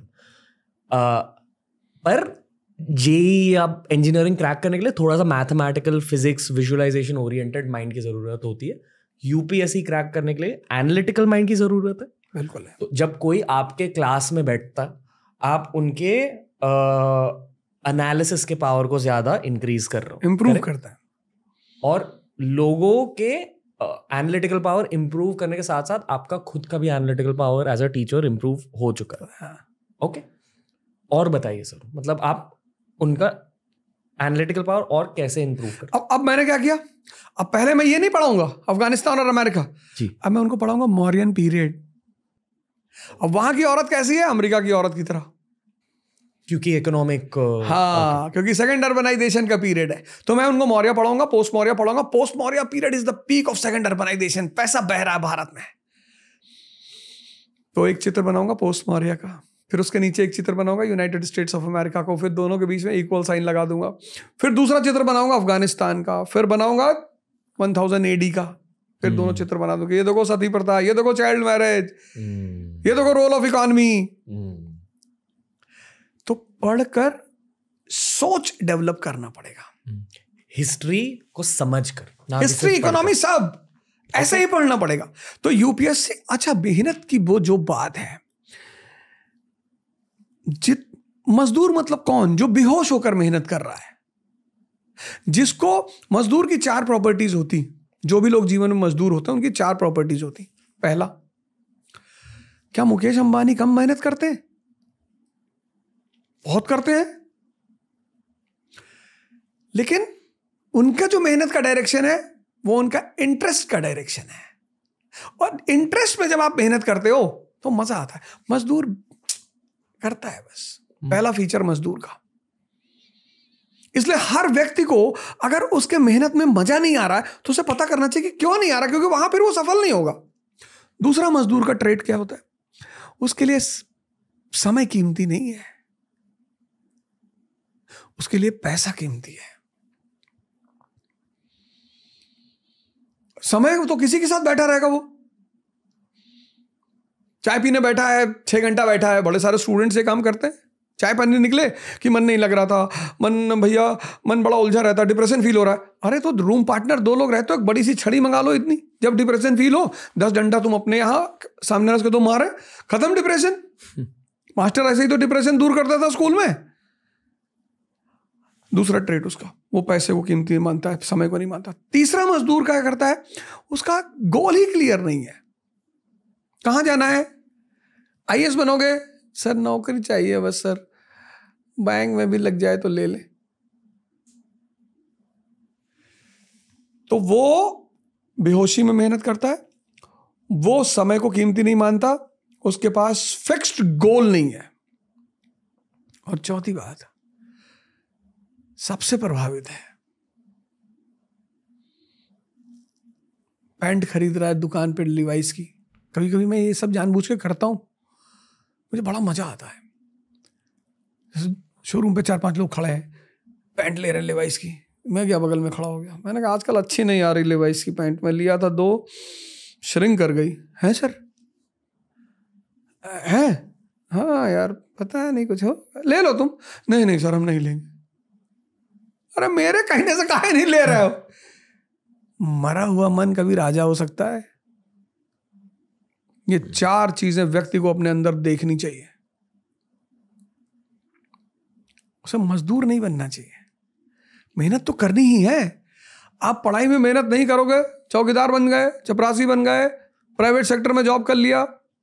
भाई आज Ranveer Allahbadia is running his own business. You are master of your time, you are master of your money, you are master of your decisions at the age of 30. If you would have working somewhere, है ना? तो IAS की preparation सिर्फ analysis की preparation नहीं है, personality की भी प्रिपरेशन है। okay. इतने कम लोग क्रैक क्यों कर पाते? सीईटी कम है पर ओके फेयर। और अब कौरव की तरफ कितनी सेना है, कितने वॉरियर हैं? अर्जुन की तरफ एक है। बड़ा प्यारा सवाल है ये कि हारते क्यों हैं? पांडव की तरफ एक वॉरियर अर्जुन, कौरव की तरफ भीष्म पितामह, द्रोणाचार्य, कर्ण, अश्वत्थामा, खुद दुर्योधन। भीष्म पितामह दिल से नहीं लड़ रहे हैं, तो जो स्टूडेंट दिल से नहीं लड़ेगा वो भीष्म पितामह की तरह लड़ रहा है, जीतेगा तो कभी नहीं। द्रोणाचार्य कंफ्यूज्ड हैं, युद्ध के मैदान में अपने दुश्मन से राय मांग रहे हैं कि भैया मेरा बेटा मारा गया भैया। कर्ण जज्बाती है कि मेरे भाई है, मैं आईएएस बन के क्या करूंगा, मेरा भाई अर्जुन आईएएस बन जाए। दुर्योधन बेवकूफ है, मां के पास जा रहा है, कृष्ण बीच में आ जाते, कहते पे नंगे जा रहे हो, जॉकी पहन लो। तो जो भी कौरव की तरफ के योद्धा है, उसके ट्रेड जिस यूपीएससी एस्पिरेंट में है, वो चाहे जितना बड़ा योद्धा है वो हारेगा। ओके। मेहनत, फोकस और स्थिरता के अलावा इस एग्जाम को क्रैक करने के लिए क्या चाहिए होता? मस्ती। कि गर्लफ्रेंड की लैप में भी अगर सर रखा है तो नेशनल इनकम चल रहा है। कोई तुम्हारे दिमाग में झांक के थोड़ी देख रहा है। लोग क्या करते, गर्लफ्रेंड ही छोड़ देते। भैया हम भैया लड़की से बात नहीं करेंगे भैया। क्या नहीं करोगे? भैया पापा ने मना किया है। मस्त रहो यार, हर चीज को तो तुमने खतरा बना लिया है, हर चीज से तुम डरे हुए हो। और लड़कियों को मजा आता है ऐसे लोगों को छेड़ने में। लड़कियां वैसे किसी से बात भले ना करें, लेकिन जब उनको यह पता चल जाता है कि ये आदमी बड़ा कंसंट्रेट हो रहा है, इस तरह के अपने खेल हैं कई सारे, उसमें से एक खेल है आदमी का कंसंट्रेशन तोड़ना। विश्वामित्र बैठे नहीं थे, आईएएस बनना। इंद्र को लगा कि यार ये तो आईएएस बन रहा है, मेनका को भेजा कि जाओ जरा देखो। तो मेनका ने हाथ चूड़ी उड़ी बजाई, विश्वामित्र ने एक आंख खोल दी। औरतों का एक मजा है नाचना, आदमी नाचता रहे, भस्मासुर को मार डाला। तो मस्ती में रहना है। इंटरव्यू में क्या टेस्ट किया जाता है? इंटरव्यू जैसे क्वेश्चंस पूछ लिया कि आपको लगता है मुगल इतिहास हटाना चाहिए? अच्छा, opinion. You can not deny opinion. 3 तरह के क्वेश्चन इंटरव्यू में होते हैं। एक होता है आपका डैफ, आप अपने बारे में पहले ही बता देते हो, डैफ का फॉर्म होता है, उसमें सब कुछ लिखा होता है आपके बारे में, आप कहाँ पढ़े, आप कहाँ गए, आपके स्कूल का नाम क्या था। तो एक तो वहां से इंटरव्यू होता है। दूसरा होता है आपके नॉलेज चेक होती है, अच्छा एमएससी किया है फिजिक्स से, तो फिजिक्स से पूछ लिया। तीसरा होता है, दूसरे में करंट भी आता है कि यूक्रेन वॉर क्या सोच रहे हो, ये है कैसे शुरू हुआ, क्या मतलब। लेकिन सबसे इंपॉर्टेंट क्वेश्चन होता है पर्सनैलिटी बेस्ड, ओपिनियन, कि आपको लगता है कि राम मंदिर बनना ही चाहिए था। अब आप ये नहीं कह सकते कि सर मैं ओपिनियन नहीं दूंगा, and your opinion is you are. Tiger ढूंढ रहे हैं सरकार, Exactly. दिमागी tiger, Lion, decision and dareness.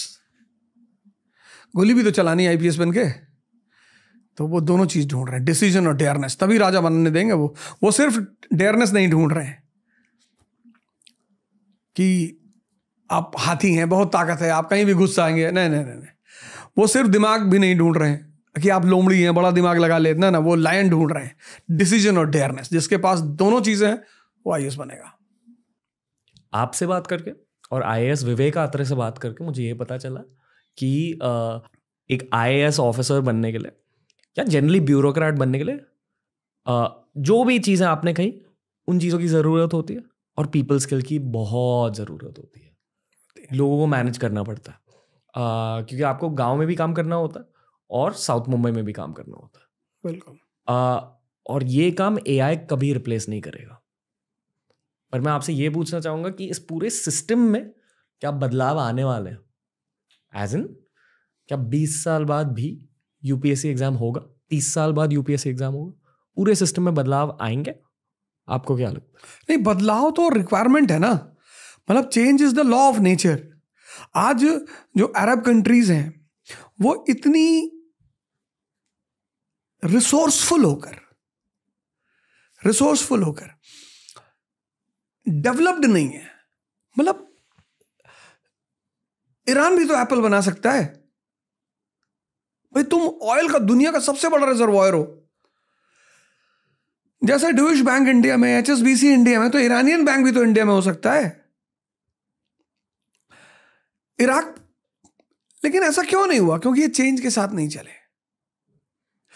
अब क्या होगा, तो UPSC में तो, सिविल सर्विस में तो चेंज इज मैंडेटरी, क्योंकि ये तो स्टील फ्रेमवर्क ऑफ इंडिया है, तो वो तो होगा, उसको तो कोई रोक ही नहीं सकता। मतलब होगा 20 साल क्या, हर 15 साल बाद होना ही चाहिए, चेंजेस होने ही चाहिए, तो वो तो होगा।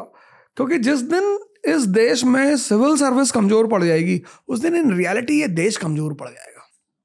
आप नेशनल पॉलिटिक्स पूरे तरीके से फॉलो करते हो? हाँ, I mean obviously.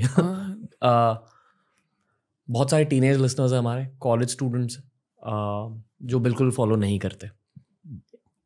If you are comfortable, एक पिक्चर पेंट कर दीजिए देश में क्या हो रहा है नेशनल पॉलिटिक्स। नहीं, इस देश के युवा को एक बात बता दी गई कि राजनीति एक गंदी चीज है। गंदी होती तो डॉक्टर अंबेडकर क्यों करते? राजनीति एक बहुत ही परिपक्व मन का खेल है। जब उस खेल में वो परिपक्व मन नहीं जाता तो लोअर एवरेज लोग उसमें जाते हैं, क्योंकि इकोनॉमी का संबंध सीधे राजनीति से है। राजनीति में कभी वैक्यूम नहीं होगा ही नहीं, क्योंकि मेंबर ऑफ पार्लियामेंट के पास एक बजट है पैसे का। इकोनॉमी का सीधा कनेक्शन है पॉलिटी से। Polity is the guardian of economy. तो जब वो राइट एक्यूमेन का आदमी राजनीति में जाना बंद हो गया तो वैक्यूम तो होगा ही नहीं। तो ठेकेदार जाने लगे, कॉन्ट्रैक्टर। अब कॉन्ट्रैक्टर जाएगा तो वो ईस्ट इंडिया कंपनी की तरह ही तो काम करेगा। उसको ठेकेदारी से मतलब है कि उसको वेलफेयर से मतलब है। तो जिस प्रकार ईस्ट इंडिया कंपनी के समय भारत परेशान था, उस समय आज भारत परेशान है। वो इसलिए नहीं कि यहां कोई खराब है, नहीं, इसलिए क्योंकि एक अलग ग्रुप का आदमी पॉलिटिक्स में एंटर कर गया। और दूसरी बात, इस देश के आदमी को बजट समझ में नहीं आता, और आपने अपने नौकर को 1000 रुपया दिया कि जाओ बाजार से सामान ले आओ, वो लौट कर आया, आपने हिसाब नहीं मांगा, तो बाकी पैसा तो वो रख ही लेगा ना। हर आदमी लाल बहादुर शास्त्री थोड़ी है। तो इस देश का आदमी अपने आप को राजा मानता ही नहीं। प्रियम्बल की पहली लाइन कहती, we the people of India solemnly resolve. तो मैं इस देश के युवाओं से कहूंगा कि वो राजनीति का अध्ययन करें, पढ़ें, उसको गौर से देखें और कोशिश करें कि अपनी एक सोशल स्टेटस बनाकर खुद राजनीति में एंटर करें। एक सप्लीमेंटल सवाल, आप उन्हें कुछ स्टार्टिंग इनपुट दे दीजिए, क्या हो रहा है देश में अभी? नहीं, अभी तो मतलब मान लो एक 18 साल का बच्चा ये पॉडकास्ट सुन रहा है और उसे लिटरली सिर्फ ये पता है कि हमारे देश के PM मोदी जी हैं। बहुत सारी चीजें हो रही हैं अभी देश में। अब इस देश में कोई उल्टा सीधा नहीं बोलता। जैसे मैंने एक बार जामा मस्जिद के इमाम साहब को सुना, उन्होंने कहा कि हाँ मैं ISI का एजेंट हूँ, किसी को कुछ करना हो तो कर ले। अब कोई इस तरह से नहीं बोलता इस देश में। अब इस देश में राष्ट्रवाद की बातें बहुत ज्यादा हो रही हैं, उस पर कितना काम हो रहा है ये तो बाद का समय बताएगा, वो हो रहा है। अब इस देश की पूरी जो दर्शन है वो बदल रहा है, पूरा दर्शन बदल रहा है। वो बदलना ही था तो समय की बात थी, वो होना ही था। कभी कभी क्या होता है कि आप कुछ काम करते हो उस वक्त आपको फील नहीं होता। जैसे आज की डेट में इस देश का मुसलमान पॉलिटिकली जाग रहा है। पहले उसको जागने के, वो जानता था कोई भी सत्ता में आएगा हमारा विरोध कोई करेगा ही नहीं। उस बात ने उसको बर्बाद कर दिया था। मतलब जब किसी आदमी को कोई टोकने वाला नहीं होता। मेरे एक दोस्त हैं, उनके फादर DM थे, तो उनके घर में जब भी कोई ज्योतिषाचार्य या पामिस्ट्री वाला आता था तो उनके बेटे की बड़ी तारीफ करता था। अरे बाबूजी मंगल बड़ा उच्च का है बाबूजी, अरे बृहस्पति देखो बाबूजी, शुक्र के तो क्या कहने। और मैं अगर हाथ दिखा देता था तो मुझसे कहता संघर्ष बहुत है। तो मोदी जी के भी जीवन में तो संघर्ष बहुत है। संघर्ष बहुत होना बड़ी अच्छी बात है। तो जिसकी भी ज्यादा पैटिंग की जाती है ना वो बर्बाद हो ही जाता है। मुसलमान को चिंता नहीं थी अपनी, होश पड़ा हुआ, वो जानता था कि कोई भी आएगा सब पैट कर रहे हैं। अरे भैया भैया मुसलमान को कुछ मत बोलना भैया, अरे भैया। ये क्यों होता था? Vote bank. मुसलमान तो उसको, मुसलमान बड़ा भावुक है ना, मुसलमान को जितना इतना आप बस इस्लाम की तारीफ कर दो, मुसलमान सीना उना फाड़ के कि अरे भैया, मुसलमान का जीवन ले लो, बस इस्लाम की तारीफ कर दो। तो मोदी जी ने मुसलमान को इस बेहोशी से बाहर निकाला। मुसलमानों को मोदी जी को थैंक यू बोलना चाहिए, निश्चित तौर पर बोलना चाहिए। थैंक यू कहना चाहिए उन्हें कि महाराज आपने निकाला। तो शाहबानों के केस में क्या हुआ था इस देश में? सरकार की हिम्मत ही नहीं पड़ी कि वो कानून को बदल दे। यहां तो कानून बदल, कोई परेशानी है बाबूजी, कोई परेशानी नहीं। यही तो है डिटरमिन्ड लीडरशिप। इंस्टेंट ट्रिपल तलाक, ट्रिपल तलाक is different, instant is different. आप भाई दारू पी के मोबाइल में पत्नी को बोल दिए तलाक तलाक तलाक, ये थोड़ी इस्लाम कहता है। वो तो ट्रिपल तलाक की बात करता है, और वो भी स्टेजेस में। तो जो काम विलियम बेंटिक ने हमारे लिए किया ईसाई होते हुए, बड़े ध्यान देने वाली बात है, सती प्रथा खत्म किया उसने, वही काम नरेंद्र मोदी ने मुसलमानों के लिए किया हिंदू होते हुए। कभी कभी आप बेहोशी में अपनी कमियां नहीं देख पाते, कोई दूसरा आके दिखा जाता है, तो उसको गाली देने के बजाय उसको थैंक यू बोलना चाहिए। क्योंकि आप एक गुरु, आप एक कोच हो। आपने बहुत सारे अलग अलग जेनरेशंस को देखा है अब तक। कितने बैचेस को ट्रेन किया आपने टोटल? कम से कम 500 बैच तो होंगे ही, ओके, मिनिमम। अपनी मेंटालिटी की प्रोग्रेशन देखी है? बिल्कुल देखिए। तो अभी मेंटालिटी बदली कैसे? टेक्निकली बहुत स्ट्रांग है, इमोशनली बहुत कमजोर है। ये न्यू जनरेशन का इतना बड़ा सच है, और वो इसलिए है क्योंकि वो हाफ गर्लफ्रेंड ज्यादा पढ़ते हैं। तो जो आदमी सिर्फ हाफ गर्लफ्रेंड पढ़ेगा और दिनकर को नहीं पढ़ेगा, वर्षों से वन में घूम घूम बाधा विघ्नों को चूम चूम, सहधूप घाम पानी पत्थर, पांडव आए कुछ और निखर, सौभाग्य न सब दिन सोता है, देखें आगे क्या होता है। इसको भी पढ़ना जरूरी है कि महाभारत बिना संघर्ष और शक्ति के नहीं जीती जा सकती। मुझे लगा अब तक कि सिर्फ शहरों में टफनेस चली गई है, पर आप ये कह रहे हो कि टीयर 2 टीयर 3 में भी टफनेस की प्रॉब्लम है। बिल्कुल। ओके, अभी इसका सोल्यूशन क्या है? नहीं, सॉल्यूशन पहले हमारी बात ही वहीं से शुरू हुई, एजुकेशन सिस्टम से, फैमिली से, एम्बियंस से, एनवायरनमेंट से।